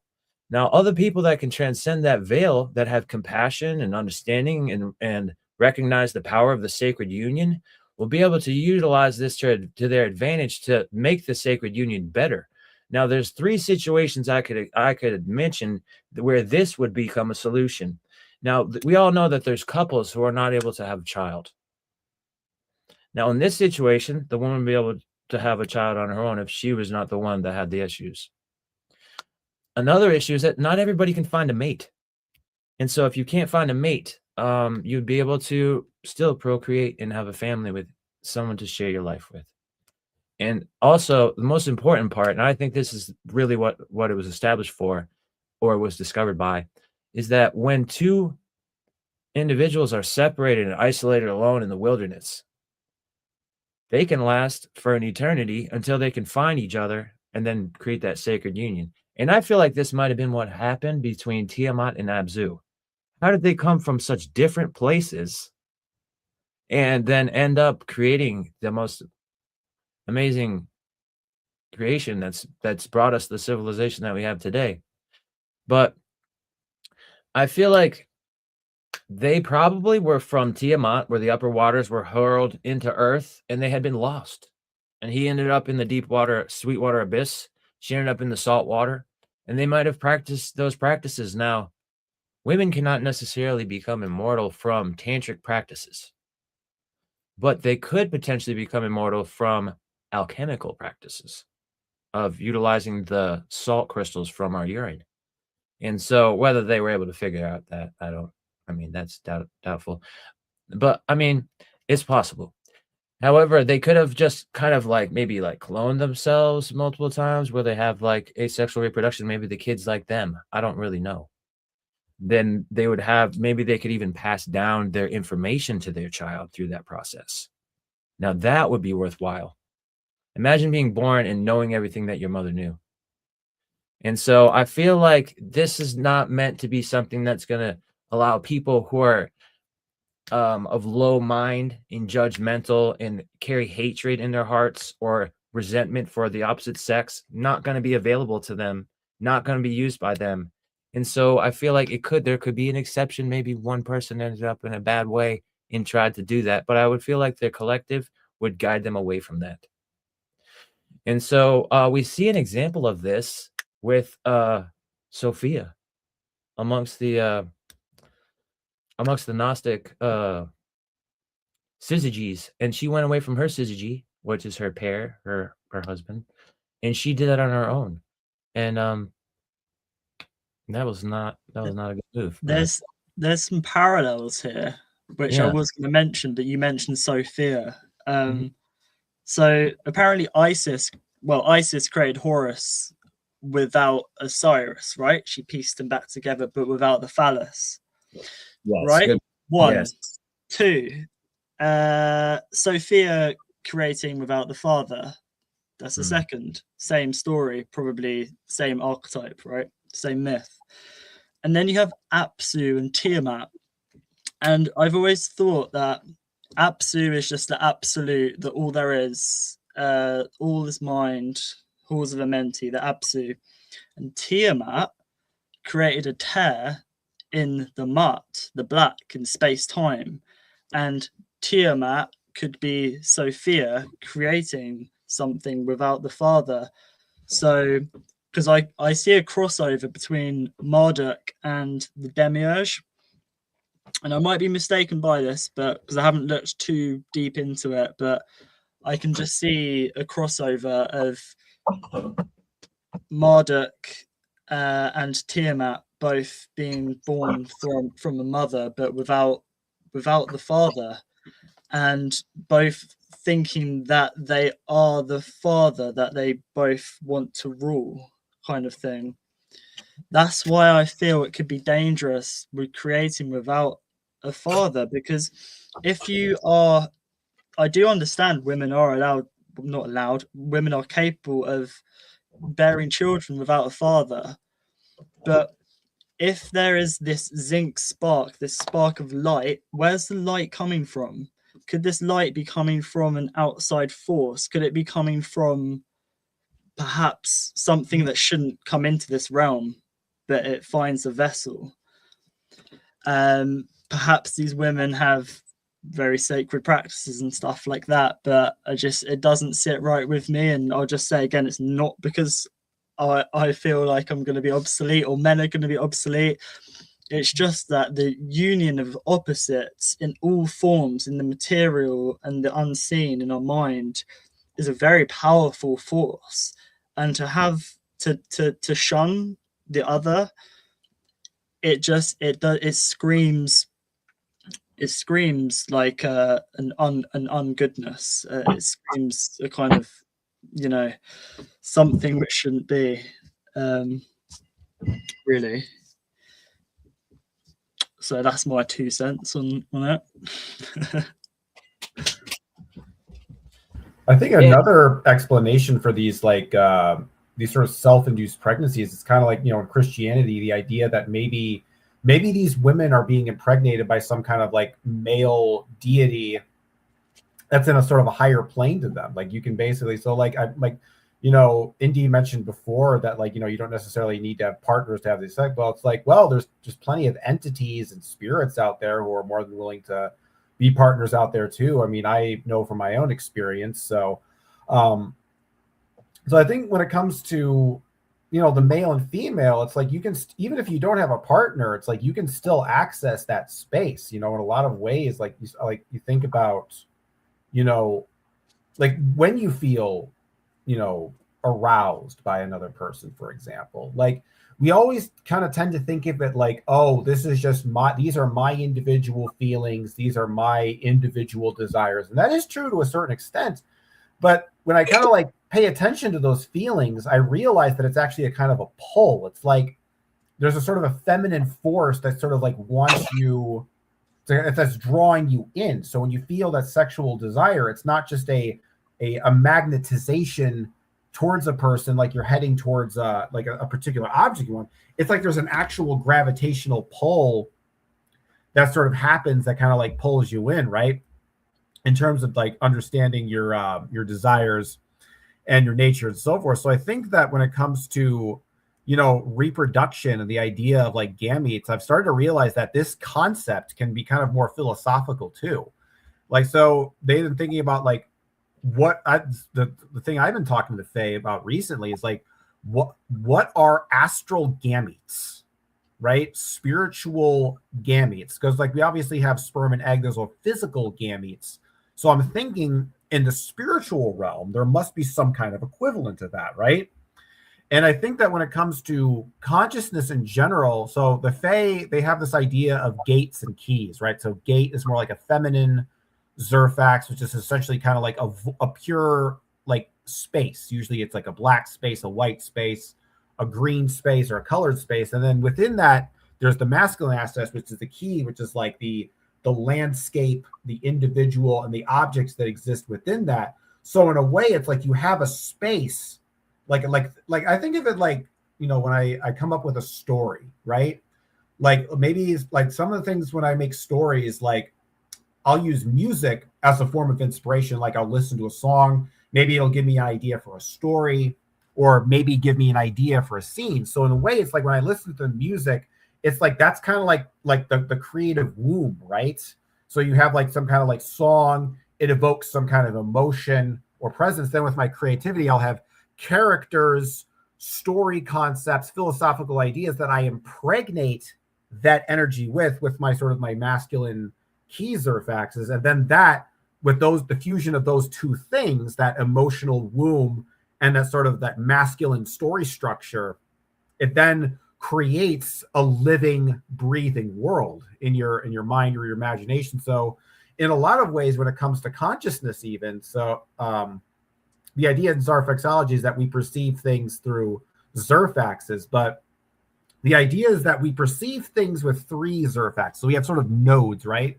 So you obviously, like I mentioned earlier in the conversation, that, you know, we all each live in an individual Zerfax that we perceive with our 5 senses, right? You'd like the room I exist in a Zerfax, General Shinobi. Your room is the Zerfax you exist in, Bush Whisperer and Franklin, you know, same idea. And then the idea, I just lost my train of thought, but the idea with these concepts I was trying to get at earlier with, what was I trying to get at with the whole idea of masculine and feminine? Anyway, it's like, damn it, I just had a thought. You don't you hate it when you just have a thought and it just slips out of your way just for no reason? Story of my life. Yeah, so it's not quite as bad as a fart in an elevator. Oh, now I remember what I was doing. So I was mentioning that we have our individual Zerfax that we experience with our 5 senses, but we also have 2 other Zerfax nodes, our key node and our gate node. So with your key node, that's basically your imagination, your visualization, your third eye. You know, when you see an image in your mind's eye, that's another Zerfax that we exist in. And then you have the gate Zerfax, which is more abstract, which is more kind of like the feminine side of our consciousness, which is just pure raw feeling and emotion, colors. It's very abstract. And the idea is that the soul or the self is essentially these 2 Zerfaxes coming together. Because the idea is that if you're a man, your consciousness is more oriented in your key node. And if you're a woman, your consciousness is more oriented in your gate node.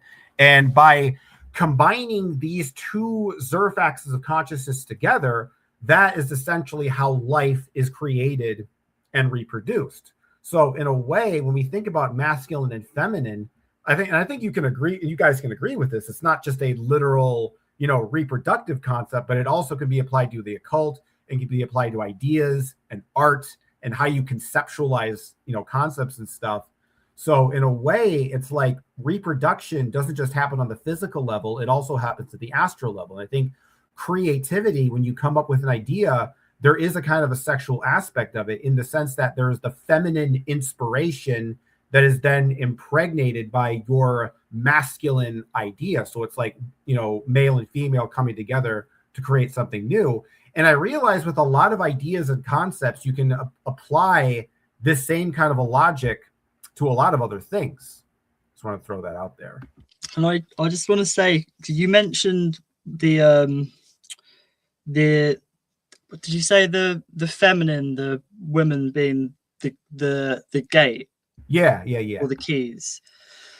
Because the way I view it, well, you can look at it both ways. So I love being like sort of twisting things around. So it's not me trying to prove you wrong or anything, but because it works both ways. But the way I look at it is, men could be the gates who are searching for the keys, because the key is the knowledge, which men seem to be looking outwards.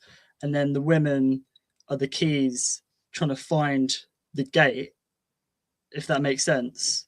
I see what you're talking about, because masculine is more knowledge outwards. I get it. Women as the container, the space, the holder. So the idea is, it's not that women don't have a key node or that men don't have gate consciousness. We do. It's just that the way I have been basically looking at it is that a man's will is in the keys, or is in the key, and a woman's will is in the gate. Whereas the opposite side, that's where the divine speaks to us. So from the phase perspective, if you're a man, you connect to the goddess, right? And that's your gate node. And that gate node is how the goddess communicates to men. Whereas with women, because their will is in the gate node, God for them is the masculine key node. So the divine is then gone through that particular channel. The idea is that because it's like a kind of like a circuit of three, so there's the two masculine and feminine nodes, and then they kind of come together for our five sense experience to create our individual, sense of self. And then that's really interesting. And I think I see where you're coming from, because you only need a key when you're outside. Yeah. Once you're on the inside, all you need to do is guard your gate. So the women have to guard the gate because they are already inside, and the men are on the outside wanting to get in. Knock, knock, knock. Come on, I got a key. Let's see your key. Okay, let's see if the key fits the gate. Whoa, that key fits the gate. Voila! Oh, what was that popped out? That was your son, my love. So she's got the children in the home, waiting, the little exiles, waiting to be, inseminated. I love the allegory. It's allegory. It's very beautiful. I wanted to add one thing about what we were talking about a little while ago. I forgot to mention. I was closing down tabs and I was like, oh, I forgot to say this. I noticed when we're talking about things, this is something that you may notice. Try and Google something about Sumerian language and Sumeria, and you know what they do? They throw Arcadia at you. Very interesting. Try and Google a Sumerian word, and they will throw Arcadian at you. And this always bugs me, because I'll give you an example. What we were talking about a minute ago, right? So if we're looking at the Abzu, for example, right? Now, first we need to recognize that Sumerian as a language was spoken before 3500 BC.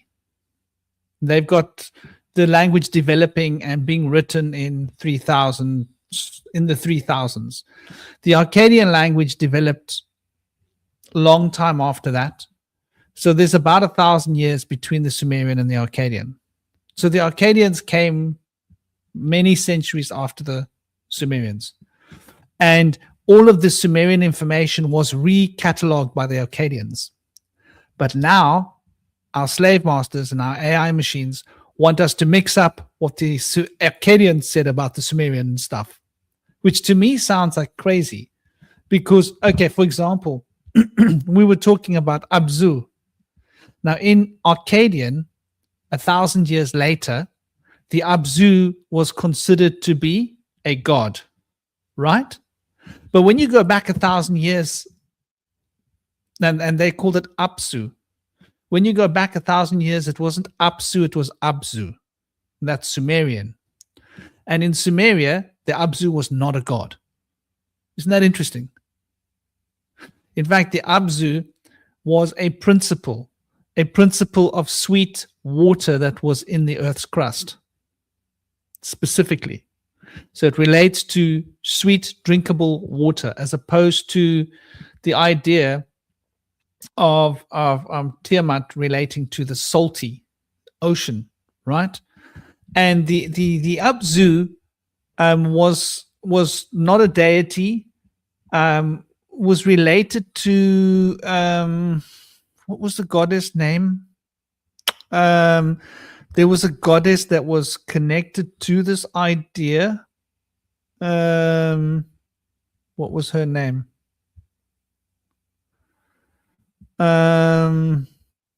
Gosh.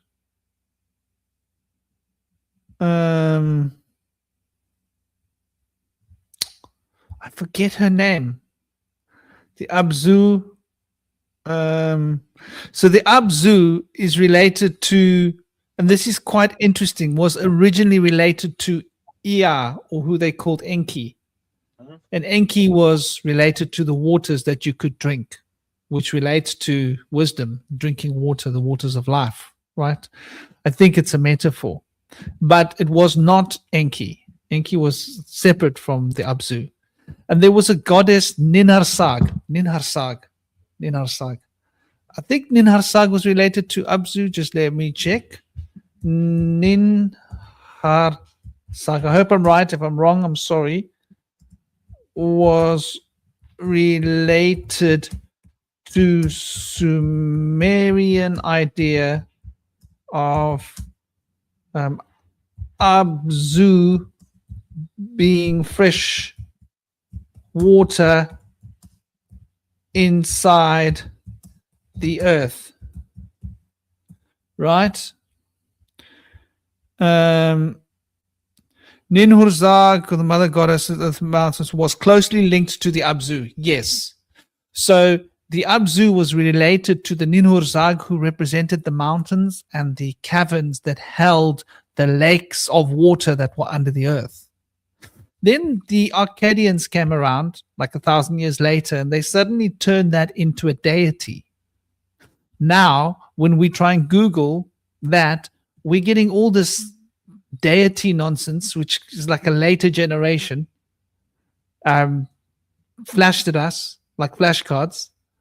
And it's taking the understanding of what the Abzu meant to the Sumerians originally and turning it into something else, which is interesting. And I thought I'd just put that in there. It really bugs me whenever I'm trying to look anything up in Sumerian. I'm always being redirected towards Akkadian. I don't know if you guys have noticed this. And they try and mix it up. Have you noticed how AI goes out of its way to mix up? And if you know the difference, you're like, why are you doing this to me? I'm being very clear in my search terms. I'm asking about Sumerian cuneiform. You actually have to specify, I don't want to hear about Akkadian cuneiform. And even then, it's like, it's tricky. They're going to throw it at you and they're going to try and mix it up because they're very much aware that the Akkadian story of the Sumerian story is very different than the Sumerian story, which is interesting. And it relates to a chapter that I wanted to read, a little piece, not a chapter, a piece. And this is the story about ancient Atlantis and the king and the days of the kingdom of the shadows. And I think like it would be nice to maybe look at this because I think it relates in a sense to the Dion Fortune book that we were reading, if that makes sense. And it sort of mirrors a lot of what Dion Fortune was saying in terms of the story. So, Shala, you guys keen? Okay, I'll try not to make it long, but it's really interesting. So, speak I of ancient Atlantis, speak of the days of the kingdom of shadows, speak of the coming of the children of shadows, Out of the great deep were they called by the wisdom of the earth men. That's interesting, isn't it?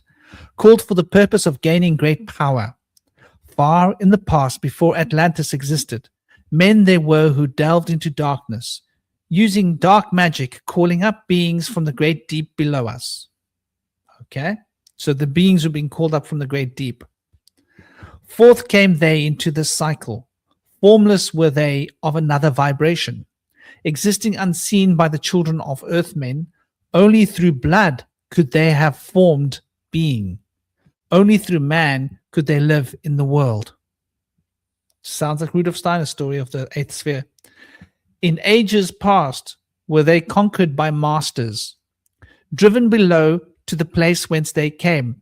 Now we're going to read about this story when we read the Ethiopian book of Enoch.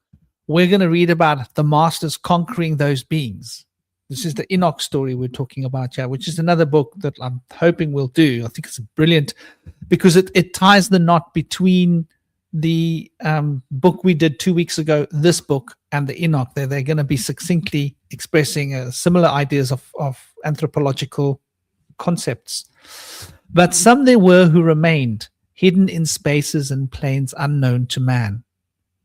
Lived they in Atlantis as shadows, but at times they appeared amongst men. Aye, when the blood was offered. For they came there to dwell amongst men. In the form of man, they amongst us, but only to sight were they as are men. Shapeshifters. It gets better. Serpent-headed, when the glamour was lifted, but appearing to man as men amongst men. Crept they into the councils, taking forms that were like unto men. The councils, government. Okay. Slaying by their arts the chiefs of the kingdoms, taking their form and ruling over man. Only by magic could they be discovered. Only by sound could their faces be seen. Don't you find that interesting? Only by sound could their faces be seen. Does it make you wonder about these invasive technologies of acoustic resonance that we're being forced to deal with, Wi-Fi, all of these subspace harmonic sound fields? Does that help these beings to be invisible amongst us? We're talking about the lizards, and remember they said there, I'm sure they say that they were lizards, right? They appeared amongst men. They actually describe them as with the heads serpent-headed, right? So they were serpent-headed. So this is what a lot of people are talking about. I mean, I'm sure you guys have all seen it. Slaying in their arts the chiefdoms of the kingdoms, taking their forms and ruling over man. Only by magic could they be seen. Only sound could disrupt the shape changing so that we could see. Sought they from the kingdom of shadows to destroy man and rule in his place. So they want to come and take over the earth. This is Rudolf Steiner's story all over again. But know ye the masters were mighty in magic, able to lift the veil from the face of the serpent, able to send him back to his own place. We're talking about who taught us how to, what do you call it? Remove demons and send them back to their own plane, right? Exorcism. Came they to man and taught him the secret, the word, that only a man can pronounce. Swift they had lifted the veil from the serpent and cast him forth from the place among men. So they taught us the sacred name, and the name that we're talking about is the Ea or where, according to the Tetragrammaton, is this very ancient name that is a Thika oath. It's mentioned, called the Thika oath in some other, the Book of Giants, for example. But we'll hear about it in the Ethiopian book of Enoch, which is the only complete book of Enoch left, and it's slightly different to the other book of Enoch that we all think we know. Very interesting. I think it's gonna be an eye opener for us all. Yet beware, the serpent still liveth in a place that is open at times to the world. Unseen they walk among thee in places where the rites have been said. Okay, so who are the Illuminati? What are these rites that are being said? What are these rites that are being done? Right? War, insignias on the shoulders, lots of blood offering, children, oh my God, messing with kids. Like, well, what are these rites that they do in order to ensure that these beings can come here?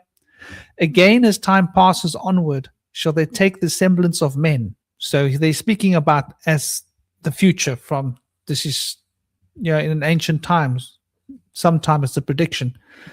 Called they may be by the master who knows the white or the black, but only the white master may control and bind them while in flesh.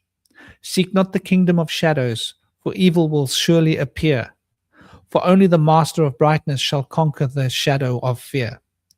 Know ye, O my brother, that fear is an obstacle great.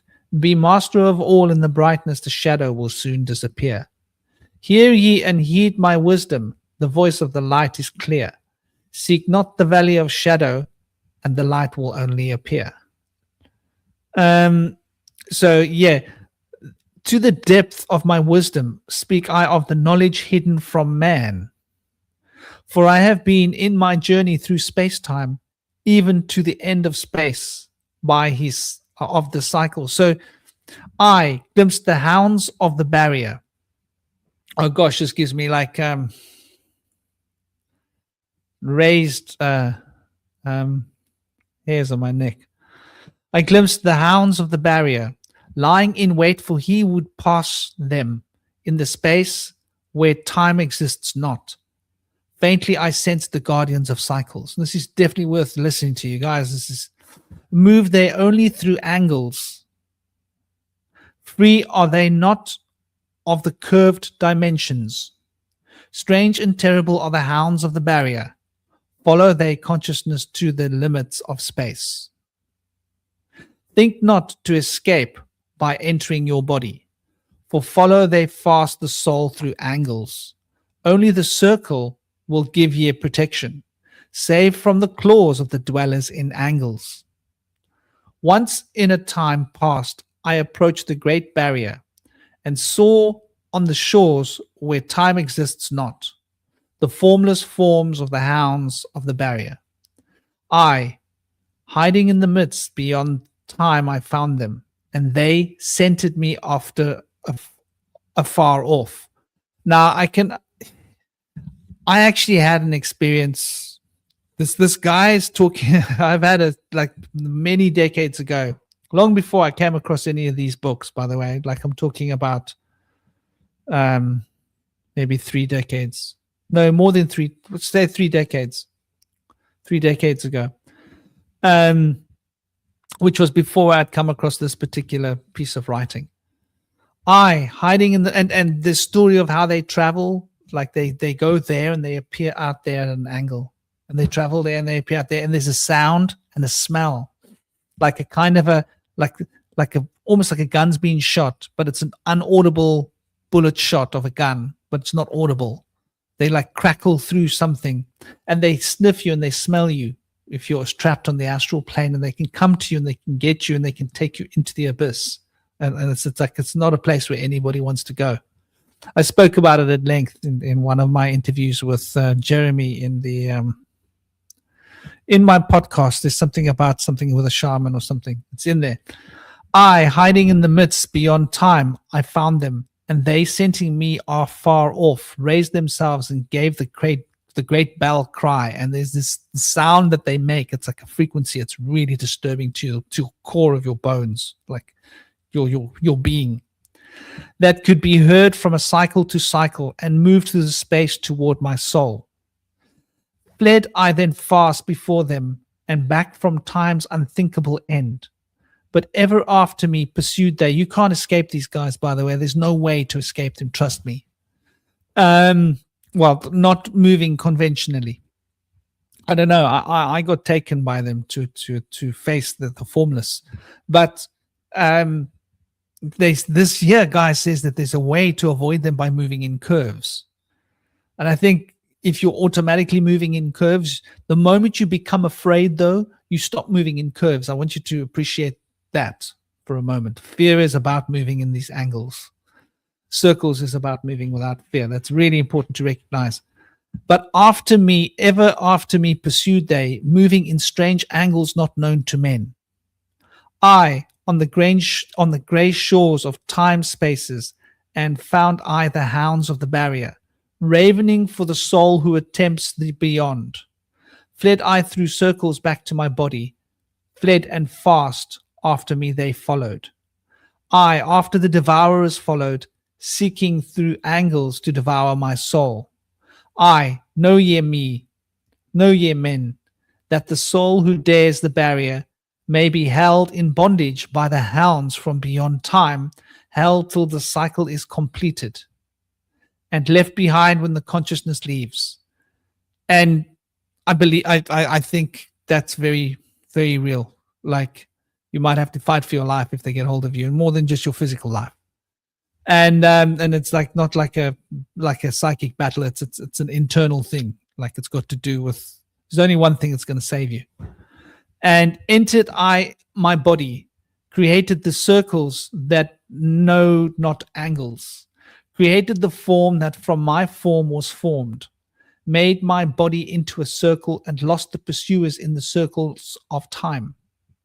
But even yet, when free from my body, cautious ever must I be not to move through the angles, else my soul may never be free. Know ye the hounds of the barrier move only through angles and never through curved space. Only by moving through curves can ye escape them, for in angles they will pursue thee. O man, heed ye my warning. Seek not to break open the gate to beyond. I think this is valuable lesson to anyone. Few there are who have succeeded in passing the barrier to the great light that shines beyond. And for know ye ever the dwellers seek such souls to hold in their thrall. Listen, O man, and heed ye my warning. Hold on. Did I not put this on the screen? Oh, I'm so sorry, man. I'm so sorry. Oh, no, that's not what I wanted. It's not what I wanted. There. Sorry, people. I meant to put that up there. Listen, O man, and heed ye me warning. Seek ye to move not in angles but curves. And if while free from the body, thou hearest the sound like the bay of a hound, ringing clear and bell-like through thy being. Yeah, it's like it resonates through your, like it feels like you got bones, and it's like it's ringing with the sound that they make. It's like a shrill. It's like, it's not even a sound, like it's something else. It's like a frequency. Flee back to thy body through circles. Penetrate not the mist before. You'll be trapped there for a long time at best. But I didn't know. I was pretty sure I was a goner. When thou hast entered the form thou hast dwelt in, use thou the cross and the circle combined. The cross and the circle combined. Open thy mouth and use thou thy voice. Utter the word and thou shalt be free. Only the one who of light has the fullest can hope to pass by the gods of the way. And then must he move through the strange curves and angles that are formed in direction not known to men. Listen ye, O man, and heed ye my warning. Attempt not to pass the gods on this way. Rather should ye seek to gain of thine own light, and make thyself ready to pass on the way. Light is thine ultimate end, O my brother. Seek and find ever the light on the way. So, phew, that's a lot, huh? What do you guys think?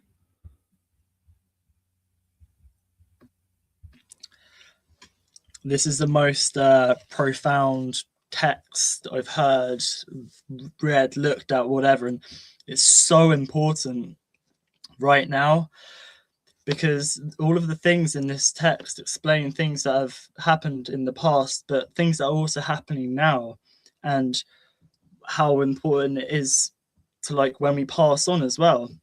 It explains the past, the beginning, the now, and when we cross over as well. And I shared in the chat your the podcast you did with Chris on Forbidden Knowledge News Network, where you explained your story like really well. So I've shared that in the chat so people can have a listen, because what you described was this, wasn't it? These things that move at weird angles and stuff. And when I jumped on, that's what I tried to explain, but I couldn't find the actual writings. But it's so profound. I would just like to share. I'll let Indy speak first, and then I just want to try and cross over these different myths and stories of Steiner and the Eighth Sphere and Tiamat and stuff. And it's quite short, but it might make sense to people. So I'll let Indy say a few words first if you want.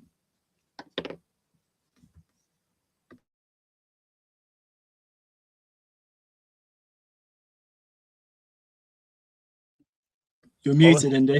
What was the topic again? We were asking about the reading.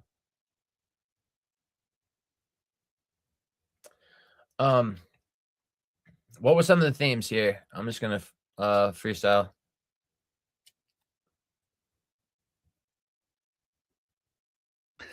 Basically, the theme starts off with where the evil ones came from. They were back in the ancient times of Atlantis and before, and they were beings that were called up from the deep by previous beings, and these beings came and they didn't have bodies, but they were able to be brought here and kept here with blood sacrifice. And these beings then, with the blood sacrifice, were able to hide things from the humans and bamboozle them so they couldn't access wisdom. And these beings were then able to use their magics and their dark sorceries to unalive and remove all the chieftains and to take bodies of humans, take form here. But they had lizard heads. However, they had a glamour on that you couldn't see that they were lizards. And they looked like humans. And the only way you can see that this being's not a human is if you use magic or sound. Sound can drop the glamour. And they removed all the chieftains, and they took places in offices of like power on earth, and they acted as chiefs after removing all the chiefs. Like, let's say the royal family and all the associated royal family bloodlines that are basically the presidents and rulers of earth, just as a hypothetical like metaphor. And these beings are basically not exactly human, but they come across as human unless the glamour. And my thought was maybe all of the sound frequencies and the internet and the broadband and all of these frequencies that are subacoustic fields make it easier for them to, and 5G, maybe that resonant frequency field makes it easier for them to to stay hidden from us. Because a lot of people, did you notice before 5G, a lot of people were talking about seeing lizards. And then 5G came and it's not so common anymore. I don't know if you noticed that. Yeah, that's true. Yeah, this so is where were you getting this from? This wasn't out of the Thoth material, was it? This is what I just read. Now. All right, this is incredible. Now, you know what this brings to mind for me? Besides adrenochrome and the stories of the reptilian skinwalkers, shapeshifters, etc. This makes me think about the devil's interval. Now, if they can be called out by sound and they can just their disguise will fall away, it would make sense why they would take the sacred harmonics away from our music. Because no matter what song is playing, their disguise is going to be up. Hardly anybody ever uses those sacred harmonic sounds in their music. So those ones aren't mainstream, I don't think. And they're not going to be playing on a radio. So unless somebody's playing underground music, their disguises are going to fool us. That's what I think about it. I really feel like that could be a situation there. You know, it could just be the case that they made the devil's interval because they didn't want us to heal. The reason why they took away the bells. Or maybe the bells have something to do with being able to take down their disguise. And that's why they took those bells away. So I think you are really onto something there. Yep. I think there I put it on the screen, by the way. This is incredible because it also makes me And then they're think. talking about the serpent-headed, when the glamour was lifted, but appearing to man as men among men, crept they into councils, taking forms that were like unto men, slaying by their arts, their magic arts, the chiefs of the kingdoms, taking their form and ruling over man. Only by magic could they be discovered, only by sound could their faces be seen. Sought they from the kingdom of shadows to destroy man and rule in his place. Depopulation, yeah? Yeah, spot on. And also mud flood reset. You know, I mean, there's these people that have taken back the halls, they've taken back the temples, they've destroyed that basically with all of these large structures that were supposedly built in the 1800s. They said that there was multiple fires every time when they founded them after they had built them in a year, which is completely preposterous. For one thing, there's not even one image of anything ever being built. They show them up on a ladder, painting stuff that's already there. They said they built up these huge structures in a year or 3 years tops, and then there was a fire a couple times. Well, hell, if that was really what's going on, they probably burned the people out of there, and then refounded the building, re-inhabited it, and then took over. Can I shout out quickly? Yeah. My lunch break. Guys, go and check this dude's channel. I love this. Me and my girlfriend will watch. You know him. He's hilarious. He's brilliant. He's great. got a sense of humor. The way he presents information, you'll be giggling. It's like watching it. It's like watching stand up. Sorry, brother. I didn't mean to interrupt. Very entertaining. No, but that's spot on. Everybody should check him out. Also, John. What is his name? I can't think of his last name. There's another guy named John J-O-N that I can't think of it. I'll think of it later. But he also does stuff on the Tartarian mud flood reset. And basically the thinking goes is that they use sound weapons to create putrefaction of the mud. I think that's the right word. I'm not sure if I'm using the wrong word. And they were able to maybe like sink the buildings into the mud. And then, the people probably fell in there too if they tried to get out of the building. And so that those sound weapons that they had used, there's actually images of some Nazi weapons, sound weapons that they had made that are very they're very lucrative. We don't really know what that was used for or how they impacted the environment, but there's definitely some strange things going on with these old buildings. And I've always had the impression that our authority figures are Atlantean warlocks that have practiced evil ways for as long as civilization has been in our history and beyond. So it's said that before the breaking of their healing crystal by Edgar Casey, that they were benevolent and kind and peaceful, but that after their healing crystal was destroyed, that they became fallen, which kind of ties in with like some other stories where people either use high technology and they're punished by nature, or they abuse their ability to manipulate nature and they're punished by nature. Like the story of Moses was able to crack the rock and then it created a flood.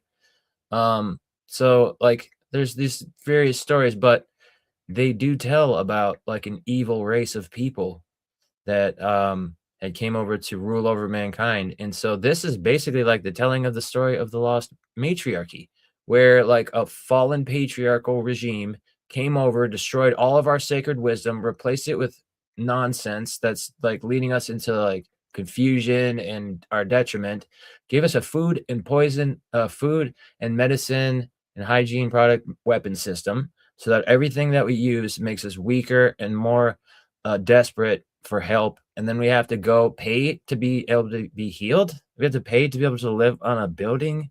Really? That's absurd to me. That's wrong. I feel like, in the old ways, the witches would come around. They said, here's your pack of seeds. I'll explain to you what to do once you've grown them. This is how you make the medicine. Thank you. Have a good day. Carry on. And so this is how medicine was done. And this is how it is still done with naturopathic people in the world. And they're just trying to wash over us. They're like, oh, don't worry about that. Come over to our sick care system. That's what everybody does now. Not me. I mean, somebody might have to. It's a sick care system for a reason. If you have an emergency, that's what it's there for. It's there for emergency situations or naturopathic medicine would not be able to suffice. But other than that, if you have something where you have time to work on a condition, naturopathy is going to help you if you believe in that. If you don't believe in it, it's not going to be effective to you. But I've had experiences with it, and I know to believe in it, and that it's more effective than a lot of these symptom covering up false medicines. And so I've just had a blast with these things through youthing practices. I've been able to get my health back again and again after having lost it and develop multiple life-threatening conditions, all in remission. I'm just so proud to have been able to walk away from conformity to a broken system. But the talk about these reptilian shapeshifters that are trying to replace man and disguise themselves, I've always been very skeptical about that. I've assumed that that is just some kind of embellishment of starseed, new age stuff. But seeing this in ancient documents now, I'm going to have to take a second guess on this and reconsider. It's playing out before us in real time, like now. This what they're talking about with this artificial, and I just like to share some notes I've written down which sort of connects everything, and I'll try and get it across as coherently as possible. But so just back to Apsu briefly. Fresh water, which is less dense, and then you have Tiamat, which is salt water, like ionized water, which is plasma, which is ionized gas, which would be the firmament. And there's the story of Marduk slaying Tiamat, which would be cutting the firmament in half, therefore allowing things from the astral to get into this realm, because whether we like it or not, the firmament, this dragon, is there to protect us. We were talking about dragons earlier, protecting the gates. That is a gate, and only our light can pass. We can't get through the barrier, the firmament, via matter, material. And this is what the powers that be are trying to do. They're trying to get past the firmament in their rockets by piercing a hole in it. So Marduk would be Elon Musk now, which is, just play around with it. Elon Musk, alien Mars. Elon, alien. Musk is Mars. Alien Mars. He said openly he's an alien, and whether he's trolling or not, it's not him. Like he's a moon child. There's a whole ritual to do with his birth and stuff like that. All of the presidents seem to have dementia at some point, which means that there's something else which has taken over their identity, something else from the astral, controlling their subconscious, like puppet masters, right? So anyway, Elon Musk, alien Mars, you guys talking about lowering vibration, destroying church bells and stuff. This is how they remain hidden. And this has been happening for a long time with square buildings, square this, square that. You have electric cars which emit extremely low frequencies. Whenever one goes past me, the sound just sends chills down my spine. It's like it sounds like a discarnate spirit. And I understand that the heart of this vehicle is a cobalt battery, which is mined via child slaves. This is why I sense the energy of this discarnate spirit from these cars. They emit extremely low frequencies. So do wind turbines, probably so does electricity. So the eighth sphere, which, say there's a barrier, the eighth sphere is beyond it. The eighth sphere is 8 Sophia. Sophia is wisdom. So for the eighth sphere to come into this realm, wisdom needs to go or be eaten, say, by electricity. A distortion needs to be created for the eighth sphere to come into this realm. So that ties in with the slaying of Tiamat as well, because I just view Tiamat and Sophia as the same essence, just the mother that births something, right? So there's basically beings that want to enter this realm. Steiner spoke about it, and this Ahrimanic force, the Demiurge, Marduk, it all has the same essence. And in 2020, we saw a lot of people who died suddenly. And we were told it was because of the cowpoke. But perhaps it was that. Perhaps it was also signals. And perhaps why that happened is because other entities were trying to get into this realm via people as vessels, but you can't have two in a body at the same time. So that's why they just went like that. It was kind of a test run. Steiner, of course, spoke about, jabs as well, and the eighth sphere, which is happening now. The Lord of the Rings spoke about one ring to rule them all, which is one reality, which is a false layer of reality, which would be the megaverse, the metaverse. In my book, it's the megaverse, because I play on everything.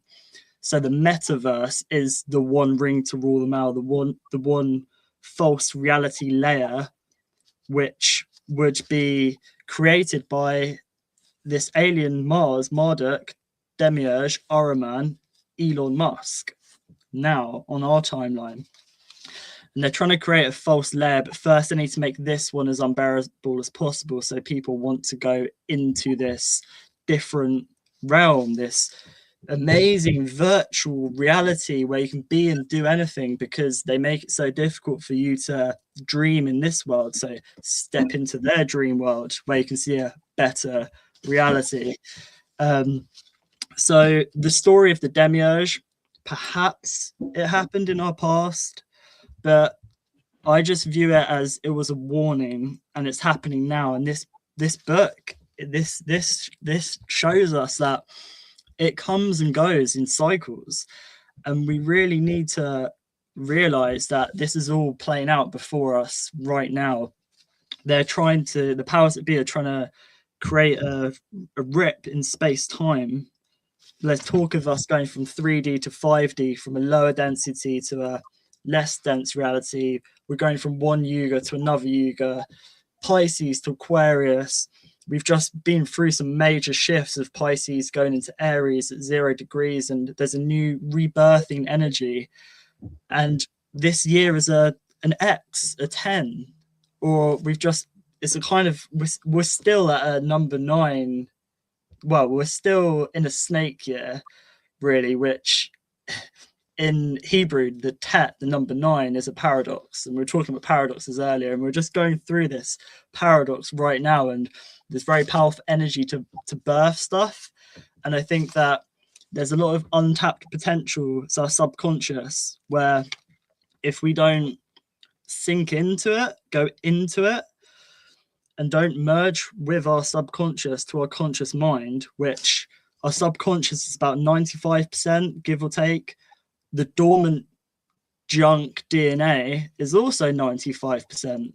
It's one and the same. We go into the subconscious, we go into our DNA, which are light codes, which is our DNA is light, which is in water. Our subconscious is water, the underworld, the rivers of Pluto, the rivers of Hades, whatever. And then we find the gold.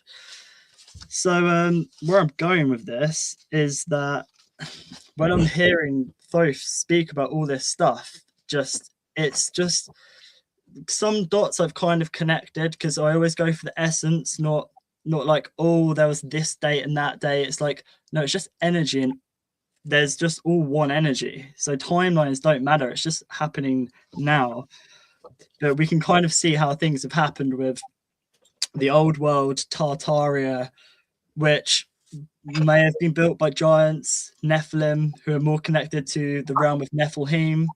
And that's why we have giant doorways, lots of curves, powered by the ether, which witches are more connected to. And there's a correlation, a connection between witch and ether, because you go, which one or either one? Witches were more tuned into the ether.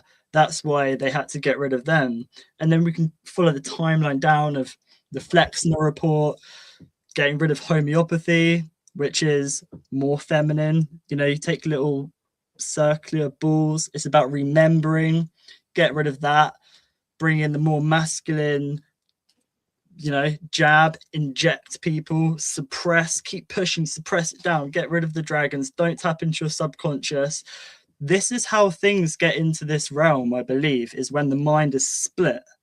That's how they enter, through the third temple that they're trying to rebuild right now, because there was the first temple, the second temple. This is the third time when things can come into this realm, and it's not just nefarious things, there are good things too.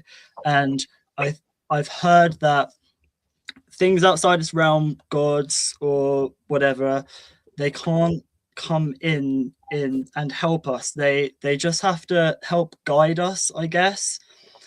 But it does seem like the powers that be on the world stage, who these beings have managed to enter, if they were to be killed, if Trump, Elon Musk, whoever gets killed, this entity will just go to somebody else. That's not how it's won. I think that what I view is there's a lot of mind, a lot of mental gymnastics on the world stage. How we get through this is by balancing it with the heart and going inwards, because that's where our spark is. It's inwards. We're not going to find it by outsourcing our power, looking outwards, going out to space, looking into AI or the artificial. Have to go into the ancient and let it come through us.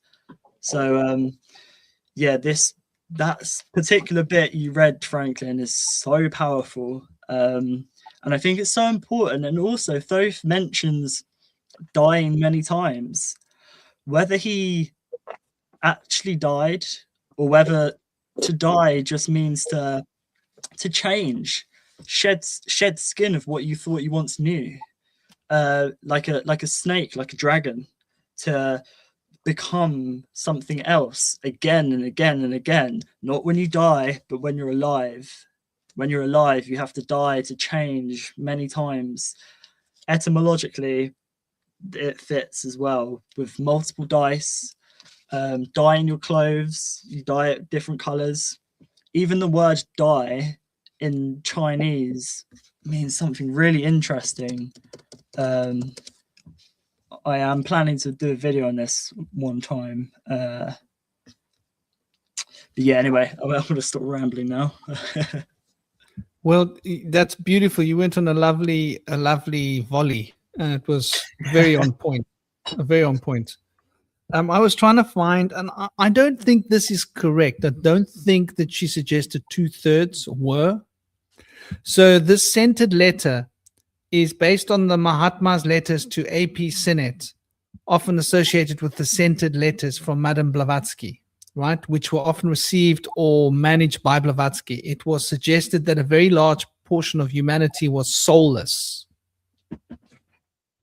with a commonly cited figure being that 2/3 of mankind are or were in that state. Now, I don't believe that's the number. I seem to recall reading about it being more like 25 or 30% kind of percentage. But anyway, that's what Google says. I'll take it with a pinch of salt. Now, this is a letter that she never disclosed. It was a very secret letter. She had only handed that letter to certain people. I forget which occultists had the letter, the actual letter. It was scented. She had spelled this letter. She was so afraid of this information getting out. I think she knew that if she let this out, she would be assassinated. This is what my gut says to me, right? Because she knew who these people were. Now, the story of the soulless is basically, it makes me think about the repopulation of the earth, because we got all these photographs of the empty cities and like nobody on earth, mud flood, right? Prior. We've got all these empty cities, and you guys have probably seen it, that just don't add up. Old photographs, even older paintings where there's just huge, massive cities with nobody in them. It just, that's not how this works. You don't build a huge, massive city and it's all there looking new and perfect and there's just nobody. That's not how this works. So I wonder whether there's more truth to the Tartarian story of, the Cabbage Patch Kids. You guys have come across, if you've looked into it, it's a head trip. as well as the girls that were born under rose bushes and the boys were born in the cabbage patches.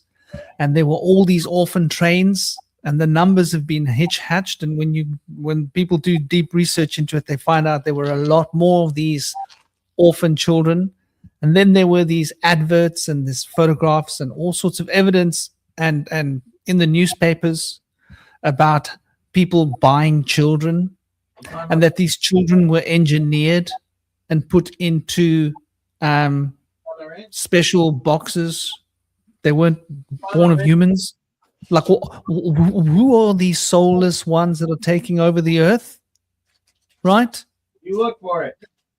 These beings coming from over there, like the idea of the soulless. Like, if you take this idea of Blavatsky and you apply what she's saying, and Steiner mentions this, I think, in passing once. He's very careful. He doesn't even speak about the eighth sphere very often, because it's such a heavy story. And these beings are coming from the eighth sphere to populate Earth. And they want to take over the Earth, but they need to get a consensus vibrational field. They need to get the consensus vibration.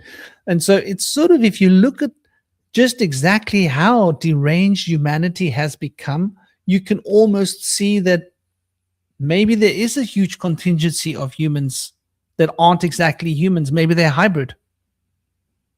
And maybe they are hybrid and they are part of this other creature. And maybe this is what part of the whole story of them trying to terraform the earth is about, with all of this pollution, right? Maybe they want to come here in their original form, but they need a different kind of air. And maybe in the ancient times when they were on Earth, there was volcanoes everywhere and the air was different.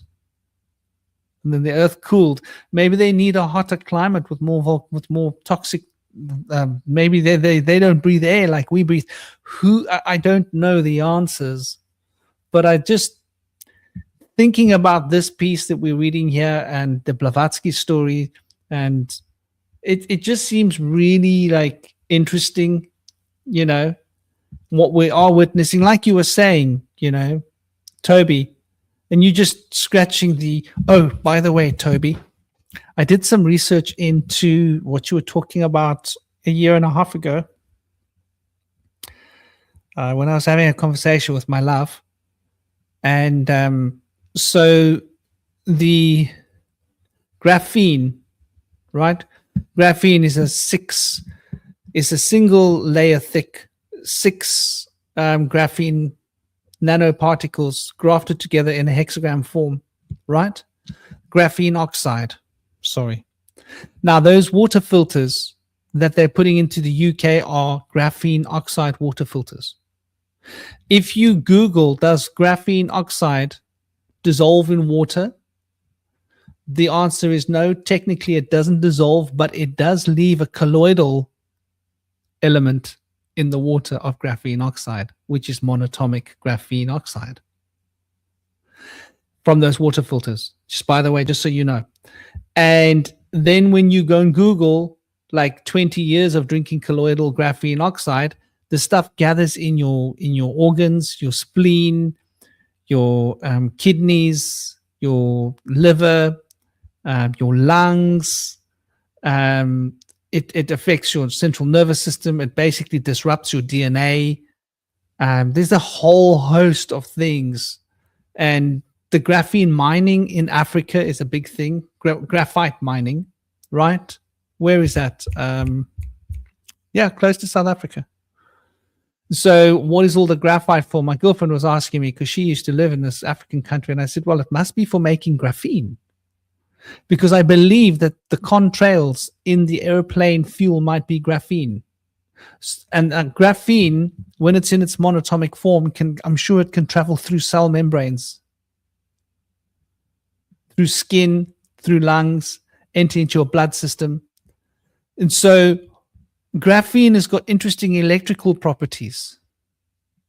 When it's in contact with a Wi-Fi field or a 5G field, it can become charged. And I think that can create an acoustic field around the graphene particles because they might vibrate. That might prevent us from seeing these beings. I'm just putting out all these possibilities out there. There's a lot to think about. Yeah, I think I can't remember what I was going to say before you mentioned that, but the graphene, that I haven't heard that before. That it's in water filters, and we have a under-counter water filter, like reverse osmosis, that I'm going to check. No. The UK is going to be filtering the British water using graphene gigantic water filters, and there's a new technology that's about to be implemented globally. By the way, so because that's in the graphene water oxide, document. to be clear. Yeah, that's in the water document here. It's called Water Futures Towards 2050, and they mention it. And the guy who wrote it's like not far from the World Economic Forum. He's like Thierry Mulret co-wrote COVID-19: The Great Reset, and the guy in the same company, I think it's Oracle, is, you know, there's links to the World Economic Forum. But I think that, well, graphene oxide or graphene is a 2D like atom, but it can be programmed from a distance. So what I view happening is that this is just me looking into a bleak future that may not happen, but I'm going to say it anyway because of the evidence. If people don't go into the metaverse and plug themselves into this false matrix layer that way, perhaps they'll make a false layer in actual reality via graphene oxide and smart dust, because smart dust is linked with 6G, and with smart dust, I believe last January, there was a worldwide fog which had bits in it, and those bits were smart dust, probably. The reason why I think that is because shortly after, people got respiratory issues. So what can happen with this? What happens with the smart dust is it has a thin shell, a layer, and it's activated via ultrasound. Ultrasound is 5G or 6G, etc. So when they amp the signal, the structure of the matter will change, which they'll be able to program, because these forces that have been unleashed are so like obscene that they want to be able to control matter. I view it as this, I'm going to say it's a masculine energy wants to be the mother. Like this man wants to be a woman, and we see it reflected in society of the masculine wanting to be the feminine. These people, or this force, wants to be the creator, be the mother of this world. It wants to become matter, and also it wants to come into matter. And what I wrote down when you were talking was that there's talk of 3D to 5D, that there's less density, perception, dimensions, whatever it is. What's just occurred to me is that, say the firmament is a dense layer of liquid water, like plasma, liquid water, ionized gas, ionized salt water, it's dense. What if beings in the 8th sphere up there, their reality is getting less dense or more dense, and here we're getting less dense, so they have to try and go up, which is coming into this realm. And this is what's going on with digital ID, which is a digital identity, and of course your bar is your personality or your identity, and it's other beings bar that want to come into our vessel, so they need to extract the soul so that we are just hollow shells where they can come into and live through us. And what people call people NPCs, I hate that term because nobody is born an NPC. They're created via programming and entering the subconscious so that they can play humans like a puppet. The world's a stage. The first man to get vaccinated here in the UK was called Shakespeare. Shakespeare was the first man. The first woman was called something else, but the first man was called Shakespeare. There's this whole theatre, like when you see 33 everywhere, 33 is digamma, because the Greeks didn't use 6 because they were superstitious or whatever, but 33 is digamma, twice gamma. So die is to multiply or to change, and gamma is Christ consciousness. So whenever you see 33, that's programming to change the consciousness. Be it a number of Freemasonry or not, whatever. Whenever you see 33 everywhere in a story, with Charlie Kirk, whatever, that's them trying to change conscious. They're trying to enter people's subconscious so they can play them left, play them right, while the empire, the electromagnetic fire, comes straight through the middle. So yeah, some really interesting stuff has been brought up here. I just want to mention with the word die when it comes to etymology. So die in Latin is day. Die in German is sun. Die in Chinese means butterfly. Okay, so now think about what it is to die. Day, you have daylight, it's the sun. Die in German is the sun. Die has become a butterfly. What does a butterfly emerge from? It emerges from a cocoon, from inside our mind, like the caterpillar, the pineal. To die is just to become a fucking dragon, butterfly, whatever. It's in the etymology. So I think, yeah, we need to learn to die many times, emerge, come out, go back in once again. It's like alchemy. You don't do it just once. It's a constant cycle, perpetual motion. And then this ties into the circles or the spheres as well, where these lower beings can't move that way. They can only move at angles. They don't have the wisdom, which is Sophia, which is the sphere, a circle. So this is kind of what learning, I kind of view it as Tai Chi for the mind. You let things come in, let things go out. It's a synchro mysticism, is to, sync things up, but don't be too heavy because that gets dense. You have to learn to have a filtration system, which is kind of like a vortex. And I think this is maybe similar to, like, perhaps when we die and pass on, we have to have the arc, the central eye, the central pillar, the arc, the story, which is our identity, our store of energy, our DNA, have the flame ignited, and then have the pattern, the father, further, red light, electric, the matter, the mother, the magnetic, and spin. But we're in the central point, and then that's how we vortex in from the masculine and feminine coming together. That's how we vortex out of here as well, is by the masculine and feminine coming together. This is why there's such a divide of masculine and feminine, of men wanting to be women, women wanting to be men.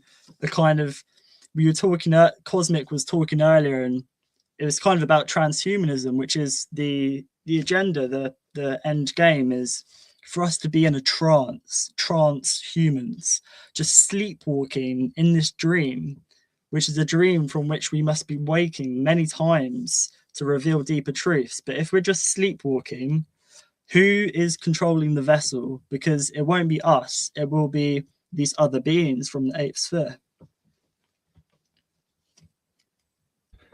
Well, brothers, sisters, it's been over 5 hours. It's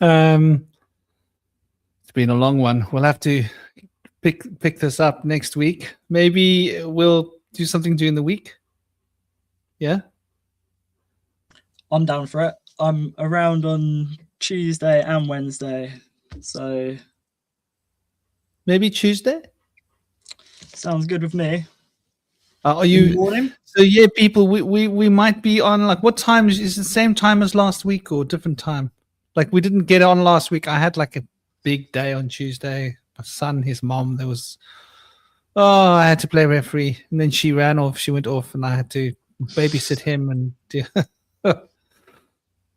yeah, I managed to get quite a lot of my book done. I'm I've so many ideas, but actually getting stuff down is something else. So I actually got quite a lot done, which I'm hoping to share soon. But yeah, perhaps on Tuesday, earlier the better. 9 a.m. GMT, 9:30, 10. Yeah. Okay, so maybe that sort of time frame. That's like 11 for me. I think that Yeah, could work. we were going to talk about like Stranger Things and the Ape Sphere and the subconscious and stuff. So we'll see what happens, see where it goes. But perhaps Maybe Indy joins us if he's free. So hold on. What is 9 a.m. GMT to you, Indy? Is that the middle of your what's your time now? 4:15 p.m. What do you got there? That'll be like the middle of the night for you. Well, that's all right. What time? How bad? Like 4 Well, in the night? Is it gonna be like- Well, it's 11 here. It's 4:15 there, so it must be about 7. 7 minus 9 is like 2 in the morning. 2 in the morning? Yeah. I've been still too a lot. I just quit weed because I got a tooth pull and I'm trying not to get a dry socket. So I'm taking a month off. So I'm an insomniac again. Oh wow, you quit weed for a while. Nice one, dude. I thought there was something different about you. I was like, what is it going on with him? Like, is he okay? He's wearing his top. I'm not used to him wearing his shirt. There must be something else. I know you got a new. Your beard shape is changing. I was like, it's going a bit grey. You're becoming part of the Santa Claus crew a little bit. You're not up there. I mean, I'm full Santa Claus. You're only on your introductory Santa Claus road.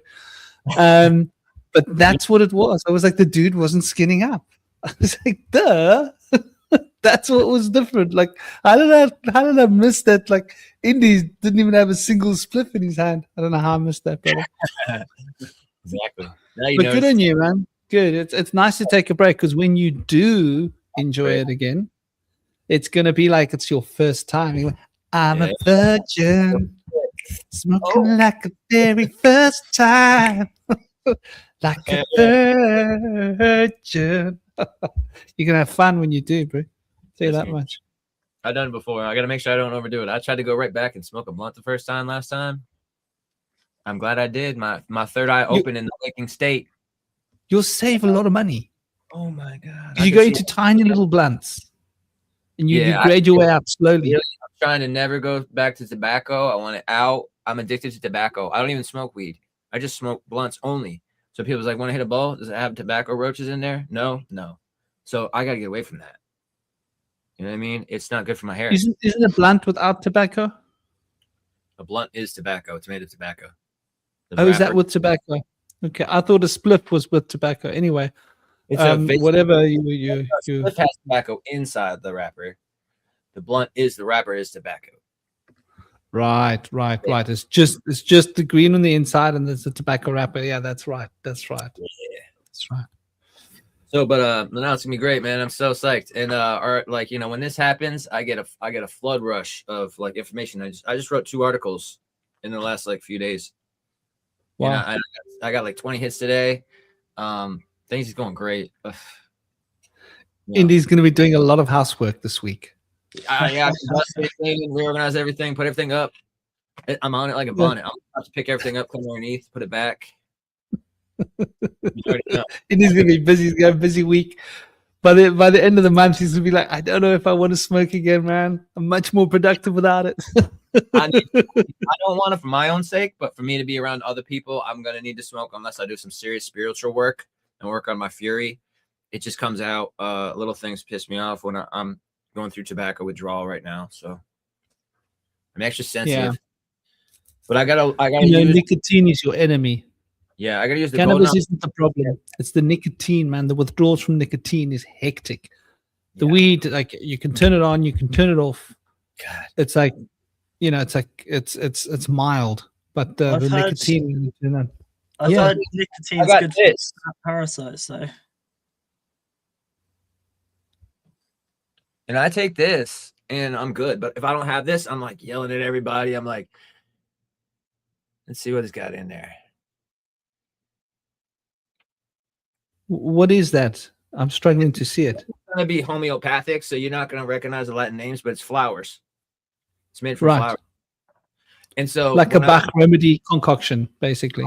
Yep, exactly. I got the Bach chart over here behind me, behind the turtle tank right there. That's the Bach flower chart. I can pull it up. Nice, man. Yeah. It's good. Well, So, what Yeah. sort of time roughly would it work for you, Indy? Is this 2 going o'clock, to work? hit me up. I think I'll be up. If I'm asleep, I'll miss the message. But Is if is he's the asleep, earlier he's asleep. If he's up, he's up. We'll send is him the a message. earlier stay up. is the earlier better then? Because I could be around from 8 a.m. UK Earlier time. might be a little bit better. Yeah. And if you hit me up at like 11 o'clock or midnight, I'll know to stay up and be up for it and stuff. You know what I mean? Okay. Sometimes it goes off around midnight if I worked hard or went sledding all day or something. You never know. This Yeah. is a lot of snow out here. We hadn't had no snow for years.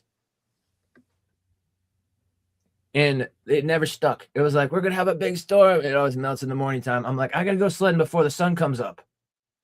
But not anymore. We got actual snow. I am so excited. It's awesome. Wow. Cats don't do too much. They come right back. Fuck this. Well, brothers, it's been an honor. Cosmic's not here, but it's been an honor. Everybody in the chat, it's been an honor to have you guys here with us, enjoying the show, I hope. And Howard, Otigili, Out Tuition, Tomra, La Mangeline. La Mangeline. Are you who I think you are? La Mangeline? Ash? Yeah, I think I know who you are. Because you've got a different name. And Felix and everybody else, Bernadine, I don't know who else is still here. The crew, everybody, Gaz and Vince. Big love, everybody else who was watching. Big love, big blessings. Take it easy, keep it real, keep it sweet, and keep the smile alive. Om Shanti. Big love. Om Shanti. Blessed be.